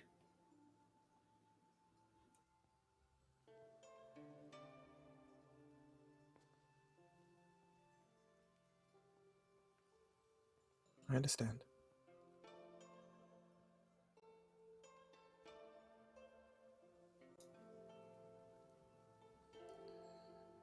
Pickle?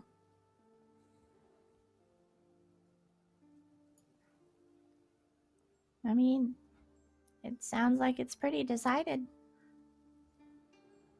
I don't want to see any other people get hurt.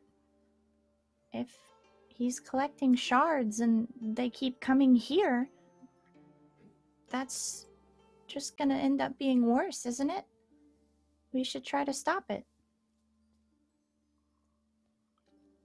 It's like Lorenzo said, I mean, the storm brought us here for a reason.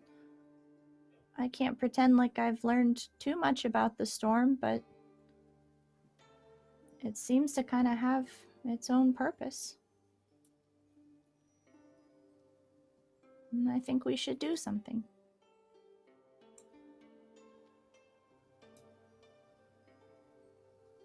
I followed the moon my entire life. I'm not going to stop now.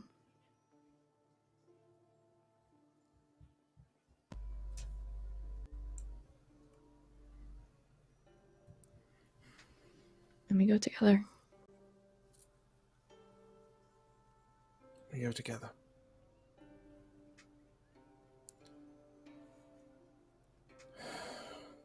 I think I need to say a few prayers.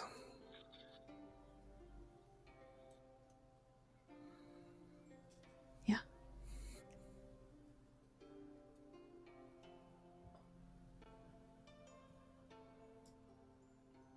Estrelle walks up to you, Phöebe.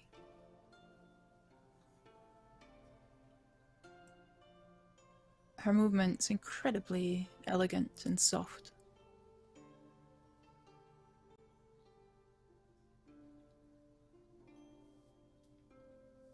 And she, in a smooth, unthreatening way, holds your face between her paw-like fingers. You've seen her do this with Agna and other people of her group a few times. She touches her forehead to yours.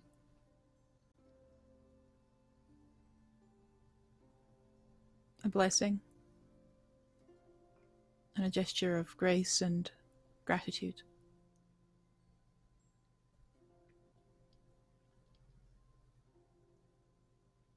May you bring her back to us. And leaves.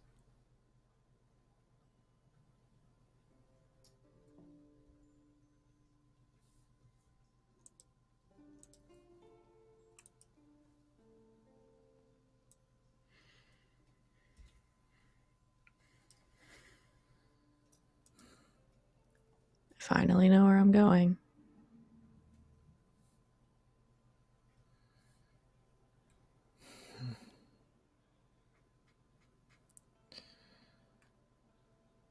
Yeah. This is it. When you leave Dragon's Mouth, some of the Yeti wave.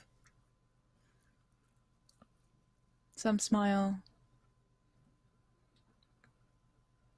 Some of the children seem a little bit sad that you're going already.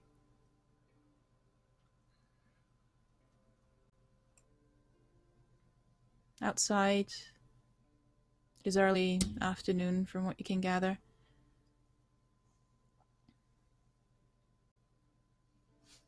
The sun is shining. Yet, as is typical for winter, Dreamer's moon is visible. There's a faint outline, a faint disk in the distance. Glistening snow. A field, a plain of almost untouched white, except for the area where Lorenzo and Pickle had a little bit of fun the night before.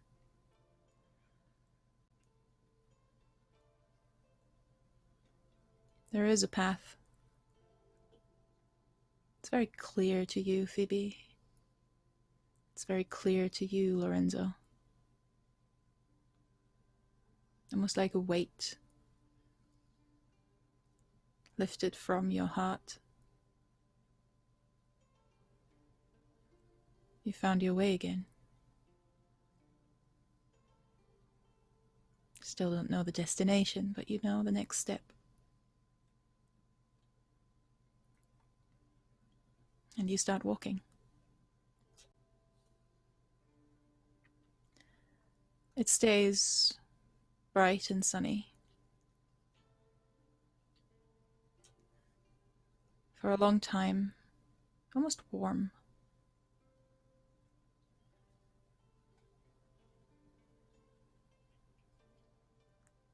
It's lonely, though. Far away from settlements, far away from the people that brought you here, Estrel, Agna. They said goodbye, but this was not their path.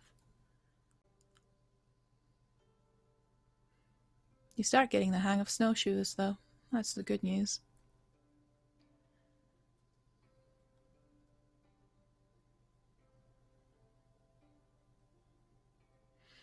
After a while,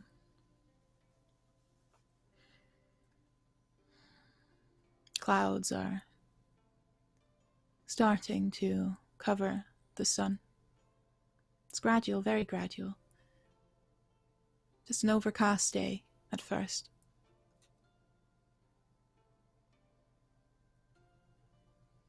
You might not even notice it immediately. But there seems to be some change in atmosphere. The pristine snow, no longer beautiful and sparkling and glistening, but like a wasteland. You can see towards the horizon there's nothing. Nothing. Nothing. For days on end.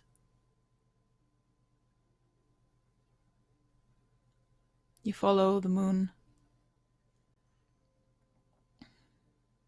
Every now and then a few cracked fingers of rock and ice. To your left. How far are they? How close are they? It's so hard to tell. And every step is heavy. Something pushing against you to keep you away.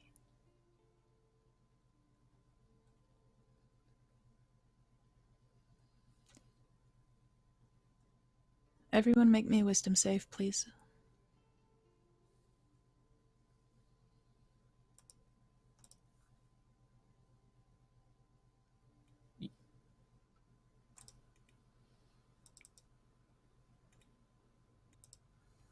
$25. 25.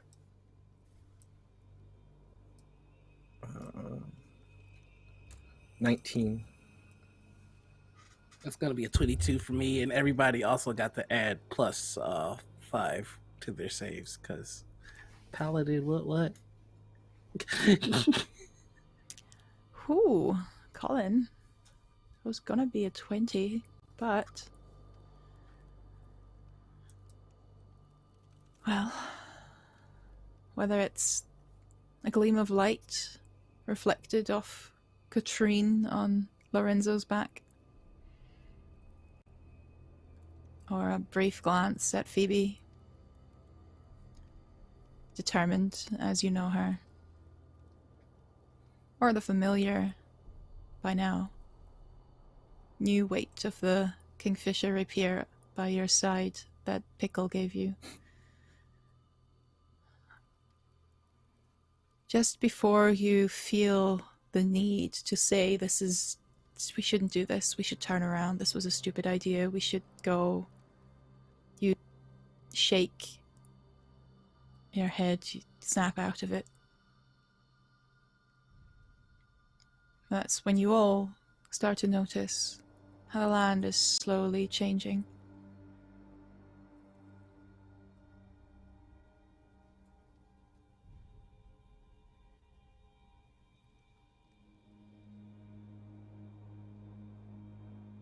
You're getting closer. You feel exposed.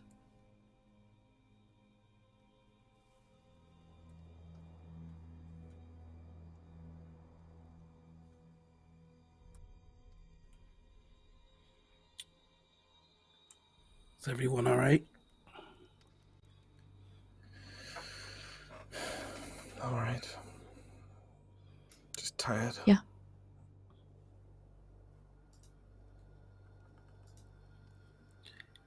Can I tell you all a story?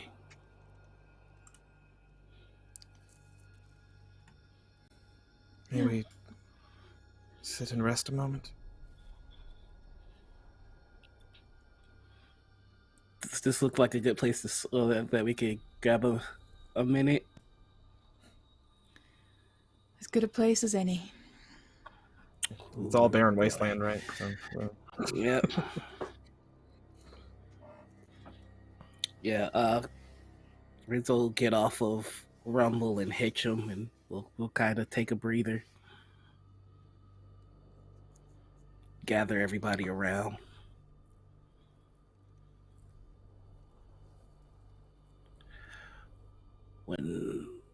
When I was 17, my father assigned me to join one of his convoys. I was a part of a fleet. We were headed south, an invasion of some sort. My father had terrible plans for the people that we were going to visit.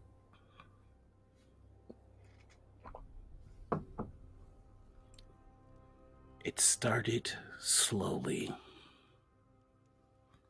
You see, we were on the ships and drizzle.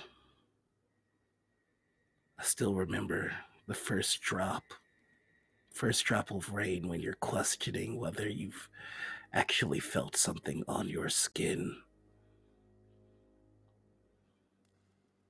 Before I could blink, There was a whirlwind. The sky went dark, black. Even with my eyes, I couldn't see in the darkness.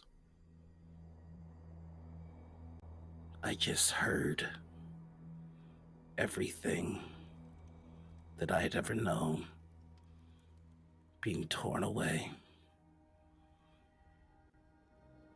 left in the sea.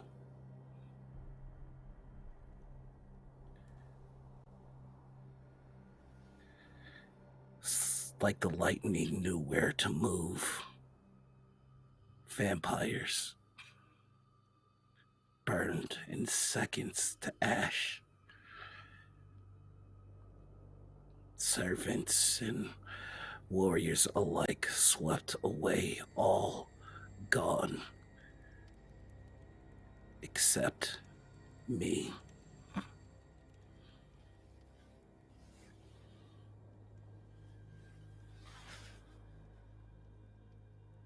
I washed ashore,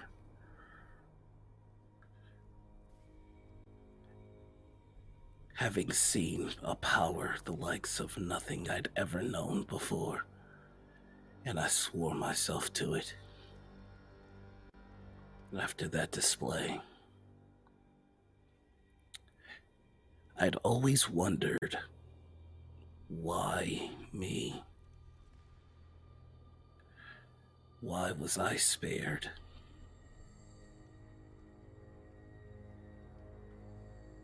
Do you feel guilty? Survivor's guilt? No.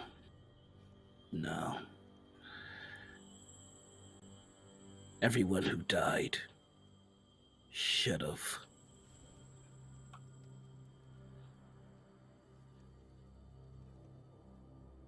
But I also should have. No, I can't explain it to you. But I think this, and he looks around, I think this is the answer.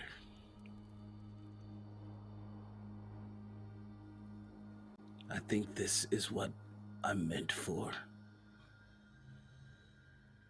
Why I was spared.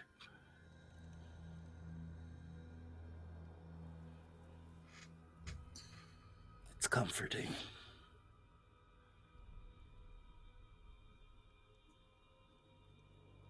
It's good to see Whatever you. happens.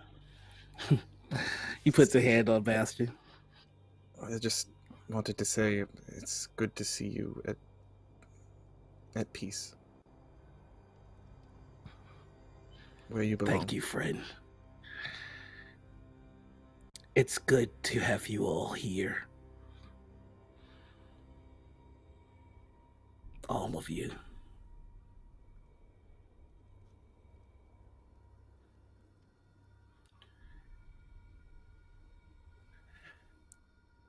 I trust the storm. And I have no idea what comes tomorrow.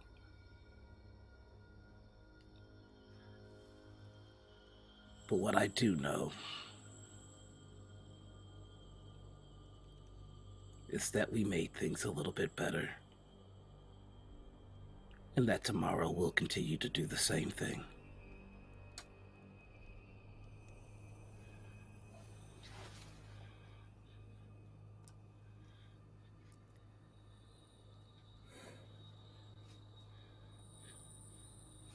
I'm so glad you're here. And I mean, you could have been lost. Not just that day, but how many others? And you're not. You never were. And I normally wasn't one for this destiny talk, Lorenzo, but you've made a believer out of me. You're meant to be here. He smiles and he looks Still hand on Bastien's shoulder, and he looks at Phöebe.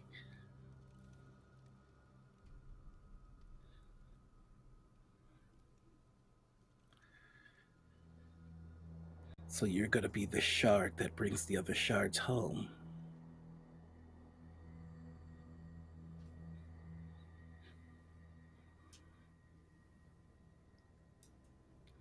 You have fantastic taste, Bastien.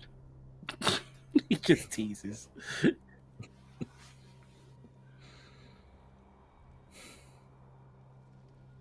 I can't say that I understand what a shard is, or the Snow Mother, or any of this. To me, it's as simple as a man believing a storm took his child and having a chance to make that right. If that fits into your goddess's plans, then I hope I serve her well. If it's into mine.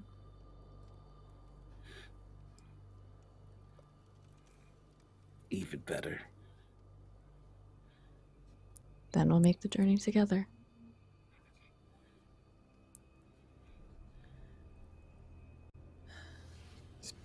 Speaking of, if y'all excuse me just a moment, I actually would like to say a few prayers. I'm just going to, just need a moment alone. I won't be out of sight.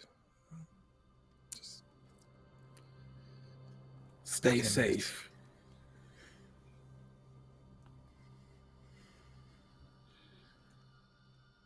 Bastien heads off. And the three of you, now that night is beginning to fall, and you've been walking all day, you could make camp here. Actually rest. Yeah. Get deeper into, well, danger tomorrow.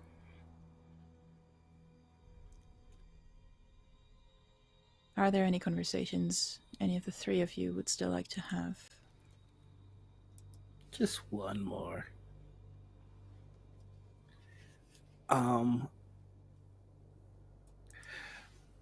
Lorenzo's going to, after Bastien walks away, he's gonna take a look at Pickle. Hey, you know, I never got you anything for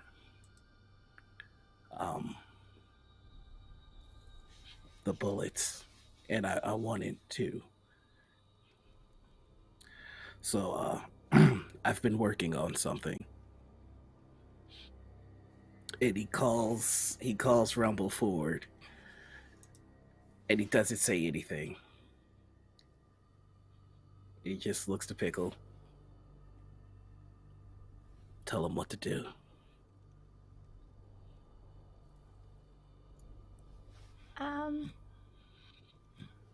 Hi, Rumble. Can you lift up your front leg? And Rumble is going to lift up his front leg. If ever I'm lost or separated,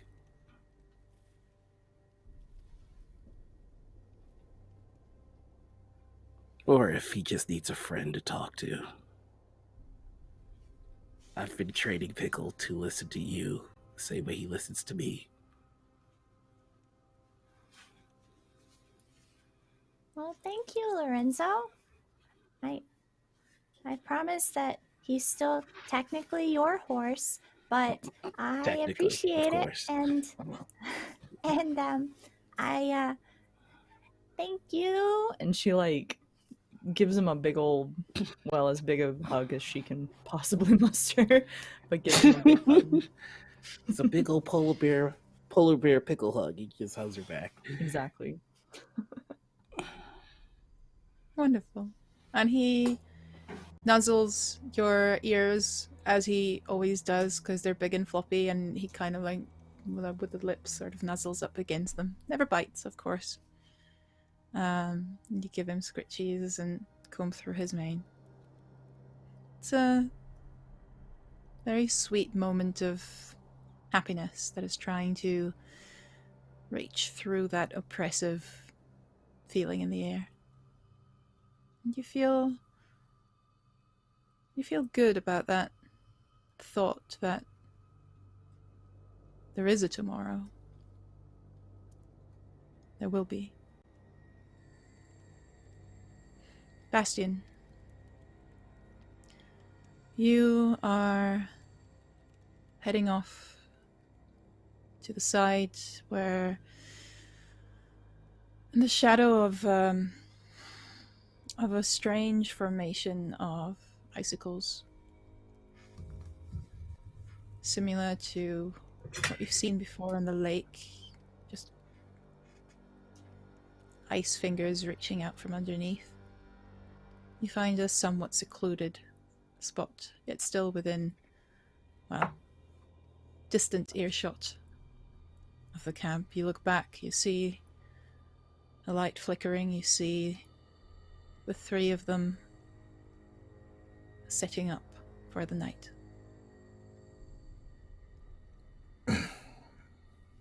He looks back at the lights from the camp a moment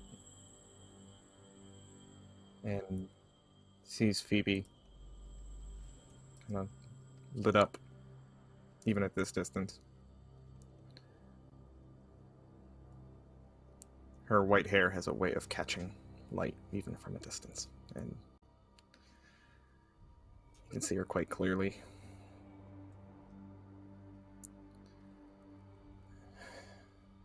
And sees Pickle looking so damn excited with Rumble, and Lorenzo smiling, beaming even from here.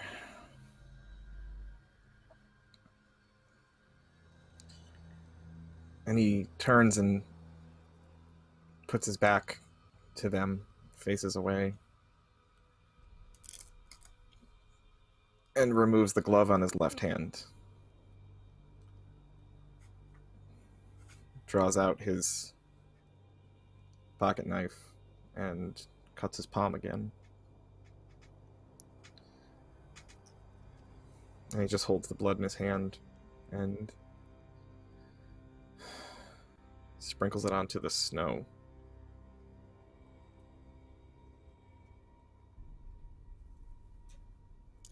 And The blood starts taking the shape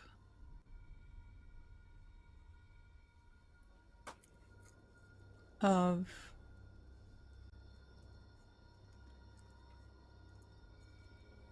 roses blooming around you in a circle. The circle you used for your ritual. The runes, the symbols.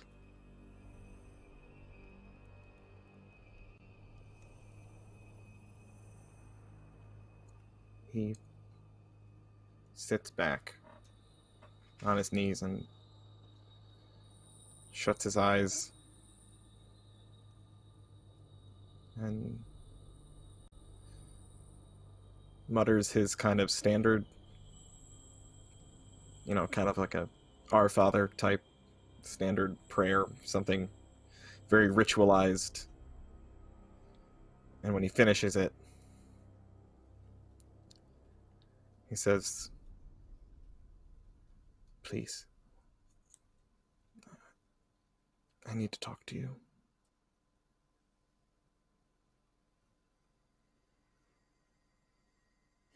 Please. You do talk a lot.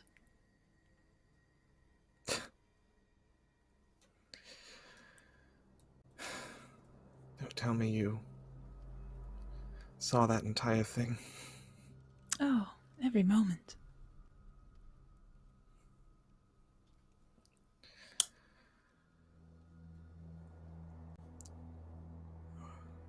I want to thank you for what you did.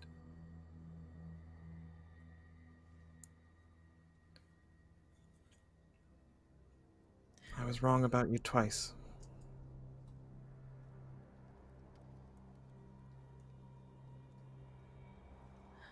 Gratitude from Bastien, Edwin, Kumara. Never thought I'd live to see the day. Well, you have lived quite a long time, haven't you?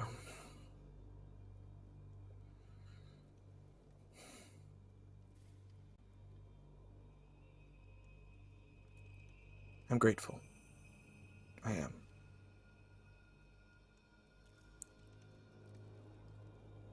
I thought you tricked me. But you tested me, and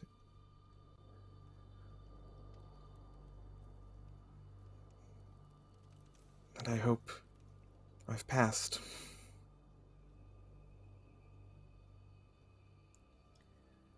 It will do.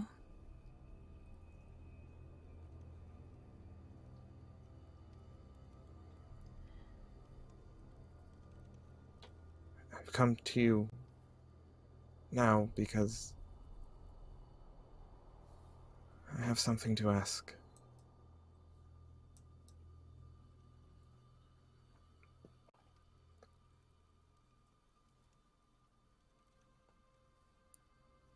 I want to protect Out with it. them. I'm trying to get quicker about these things. I want to protect them. All of them. I want to protect her. I don't feel ready.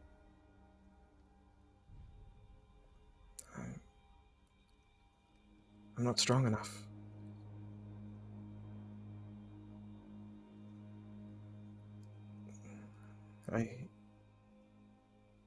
I need help.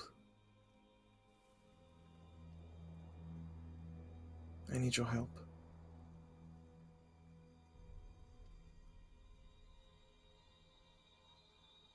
So yet again you offer me anything and everything?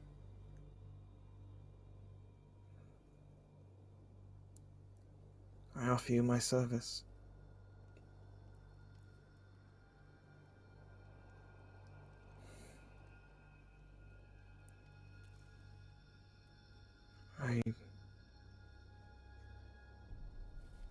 I followed you my entire life.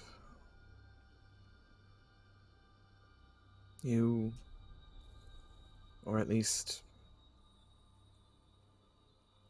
my imagined form of you, was a comfort to me.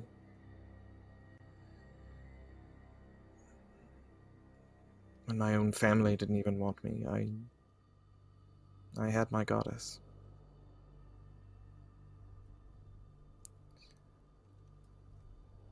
I will serve you.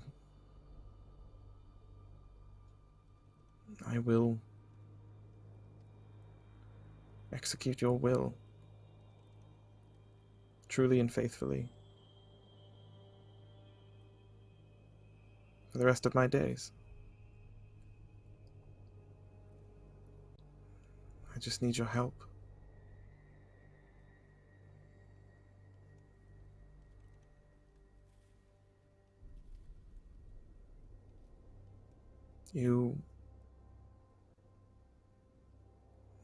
You're not as I imagined you, but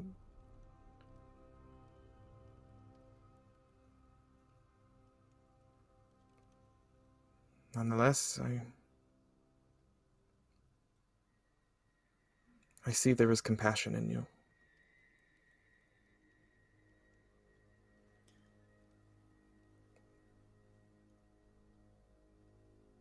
She is not my first sister.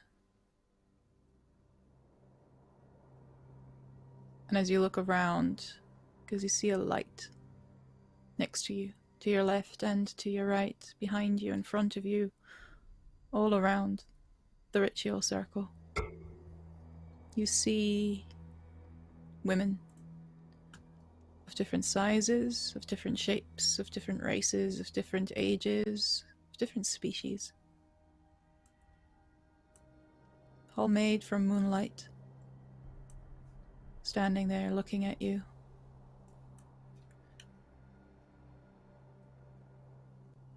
He has taken them all. He almost took me. I had so many sisters.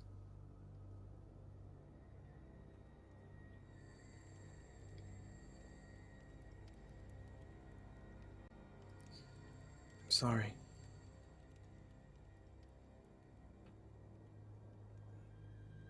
I only have the one. This one.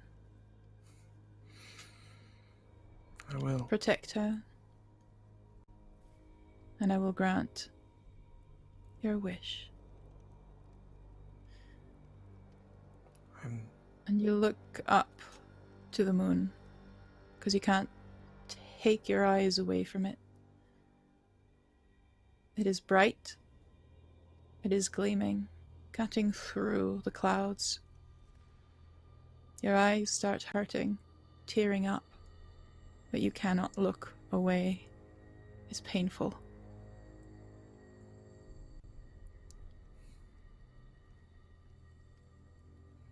Takes you almost to the brink of what you can take, what you can endure.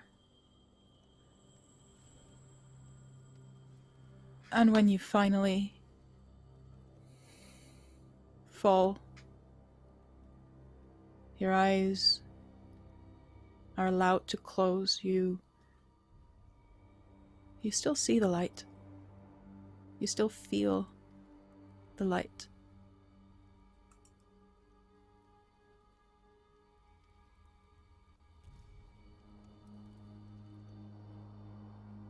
You look around you, and one by one, the sisters, the shards, blink out of existence. But Zarastra's light remains with you.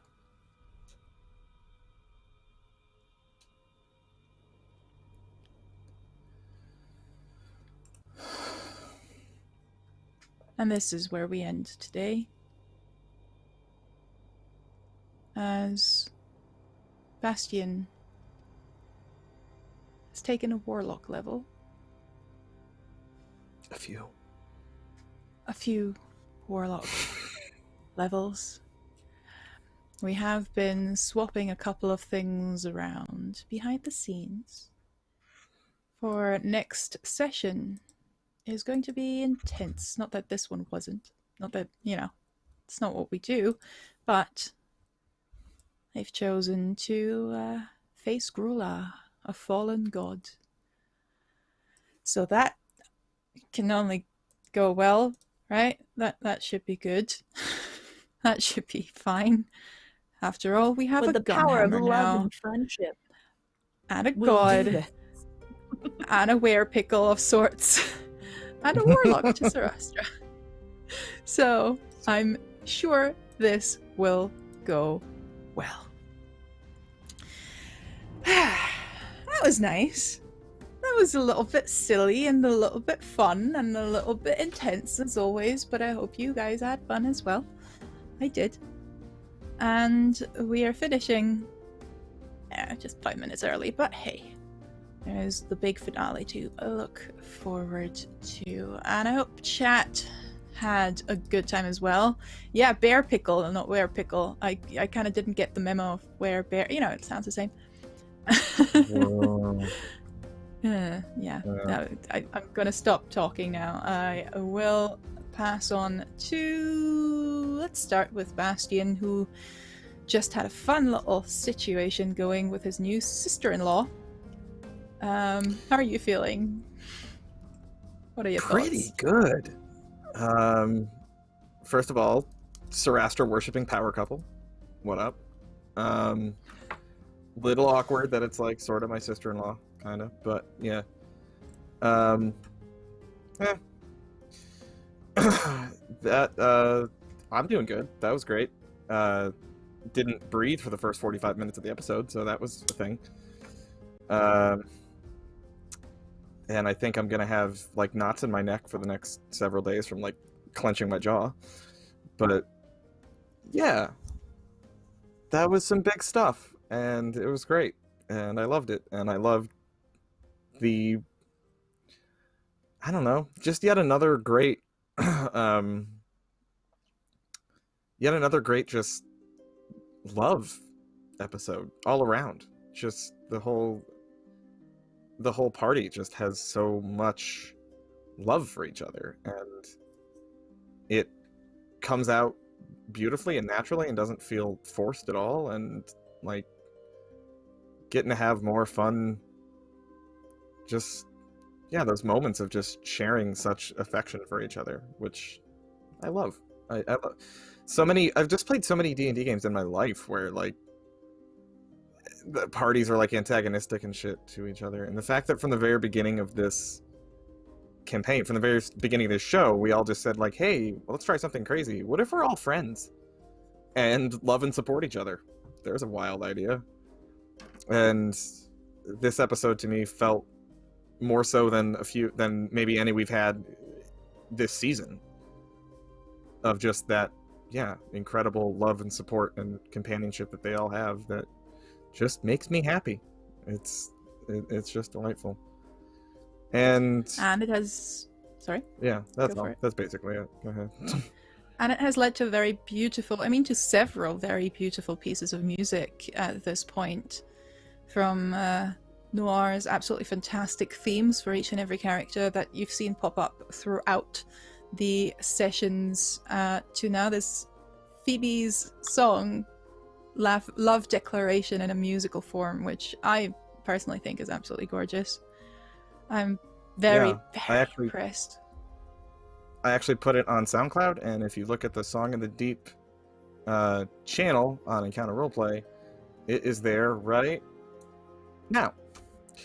You can find that track. It is called For Phöebe. And from one bard to the next, although you're playing a paladin here, Noir, how are you doing? How did you enjoy the episode? Oh, this was fun. Now Lorenzo finally knows why he was saved. His life was saved from the storm so that he might give back a bit. So that's cool. This was exciting. I definitely enjoyed finding out that I could be a one-man Mori episode. So that's always fun to learn. But yeah, I know exactly how I feel about it. Incredibly awesome. But yeah, I've been playing Lorenzo. I'm Noir. You can find me on Twitter, Twitch, and YouTube as the Noir Enigma. You can find me on Instagram, TikTok, and SoundCloud as just Noir Enigma. Tomorrow, I actually start a new game with Black Cats Gaming. It's a spy campaign, so that'll be different for sure. And then Thursday is episode 2 of Lonely Throne, my first TTRPG on my channel that I've produced. It went over pretty well last week. Thank you very much for checking it out if you have. And if you haven't, please do. I run reruns on Saturday. And then Friday, it's Bloody Portrait, a Zyhander game that I have with the lovely team over at Chromatic Chimera. Anna's in that game as well. Saturday is the return of Morning Ritual. This week we have the lovely team from Chaotic Creations, Harper and Darby. And next week is the finale of Morning Ritual, where we have Brennan Lee Mulligan. So super duper excited about that. And Second City Saviors is moving from Saturdays to Tuesdays now. So that'll come back up January 6th. So a lot of stuff on the docket. Excited to see you there. Hopefully you join me. And Colin, just because I forgot what are your I never did my shows plugs as well. Yeah. Yeah, I was so caught up in all the love, I never did my plugs. Tomorrow, Octon Cthulhu 2 to 5 and Encounter Roleplay. IGM that. It's got Nazis and Cthulhu Mythos things in World War II, and it's really good, and you should watch it. And then Friday is the GM Postmortem on my channel with Lydia that we host together, where we talk to GMs and game developers about how to run a better game. That's Friday, 8 o'clock on my channel, and our guest is Jonathan Fry. And apropos to tonight, the topic will basically be the big feels trademark, how to explore kind of the human element and heavy emotion and drama in tabletop role-playing games. And then this Sunday on my channel, this week's One-Shot Sunday is, the one-shot this week is, I'm like waving and pocket knife around like an idiot. One-Shot Sunday this Sunday is The Witch is Dead, which is a one-page RPG by Grant Howitt, which is like one of my favorites ever. It's so ridiculously fun. And Dracu's in it. So among, I remember I promised I don't shout out full cast because I always forget somebody and then I feel bad. But Dracu is in it, that much I can tell you. And that is 7 o'clock, around usually 7 to 11-ish on my channel, twitch.tv/Colonomicon, which I think, yeah, Anna was already nice enough to drop that in the link to that in the chat for you. And that's it. I'm done. Thank you. Then let's hop over to Dracu. What about you, Hey, girl? everybody. Where can we find you, and how did you enjoy giving all your gifts, finally being able to make things again? Yay, I made things. That was so exciting. Yeah, so Pickle has found her happy time magic, which kind of fits because it's not, it's artificer, so it's not like, I don't know, it's one of those weird classes that it's magic, but it's not traditional magic. So I feel like that kind of fits with Pickle very well. So yeah, I had a blast. I'm glad everybody enjoyed their gifts. So that'll be fun to use them. And I'm ready to use mine. I'm so glad. I had a white hoodie on my floor already, so I was like, I'm just gonna chuck this on right now. Here we go. So I can't wait to become Bear Pickle. That's gonna be a blast. But yeah, so I'm Dracu. You can catch me on Twitch at Dracu3690. I'm a variety streamer, and let's see, this week scheduled, I've got Destiny 2 tomorrow night. I've got Baldur's Gate 3 on Wednesday. Rip Delilah Pickle, I had to start a new character because of the way that the saves are doing, so I have the dice still rolled an Abjuration Wizard, and it's, again, completely randomized. So it's been pretty fun. It's a halfling this time. It's great. And then what else? My Throwback Thursday game is Impossible Creatures, which is a game from 2003 that was extremely influential on me as a child. And then Friday's Fallout 76. If you want to catch me playing TTRPGs, obviously here, Song of the Deep, Monday nights. We've got The Witch is Dead on Sunday over on Colin's channel. That's the next one I'll be in. And next Tuesday, we will be starting over on Rule of Lores. The game is called Into Deep, and it is a Waterdeep campaign. So I'm just in all these deep campaigns. It's going to be great. That's our session half, because it's not our session 0, and it's not the full start, but that'll introduce you to my character, Kula, a Kobold Artificer. I'm I excited. love how you hop from one deepness into the next. Like, yeah. I This think is it's where I say appropriate. something phrasing, like, I like it deep, and then it's just, phrasing, now you move went and- away from me. Yep, now you went and Yeah, done that. you did it. Savvy. You did the thing. Cool. Savvy. How are you feeling as the one shard to end it all? Perhaps, maybe, hopefully. I feel great, which seems like a weird answer to that question. I feel great. No, it feels really nice because for all of Phoebe's talk, she finally actually sort of knows where she's going, and that's very, very satisfying, both for me and for her. And then I'll echo, what Colin said, and just sort of being surrounded by all of that love and all the different sort of kinds of love that these characters have for each other is incredibly fulfilling as well. So for all of the foreboding and the danger and the fear that is underneath the surface, I think that's propping her up. and that's where she's at. Where I'm at is at Savvy Seaworth on the internet. Oh, nice. That's where you can find me. My schedule is pinned to my Twitter. I'm very busy still for the next couple of weeks. Obviously, I'm here on Mondays.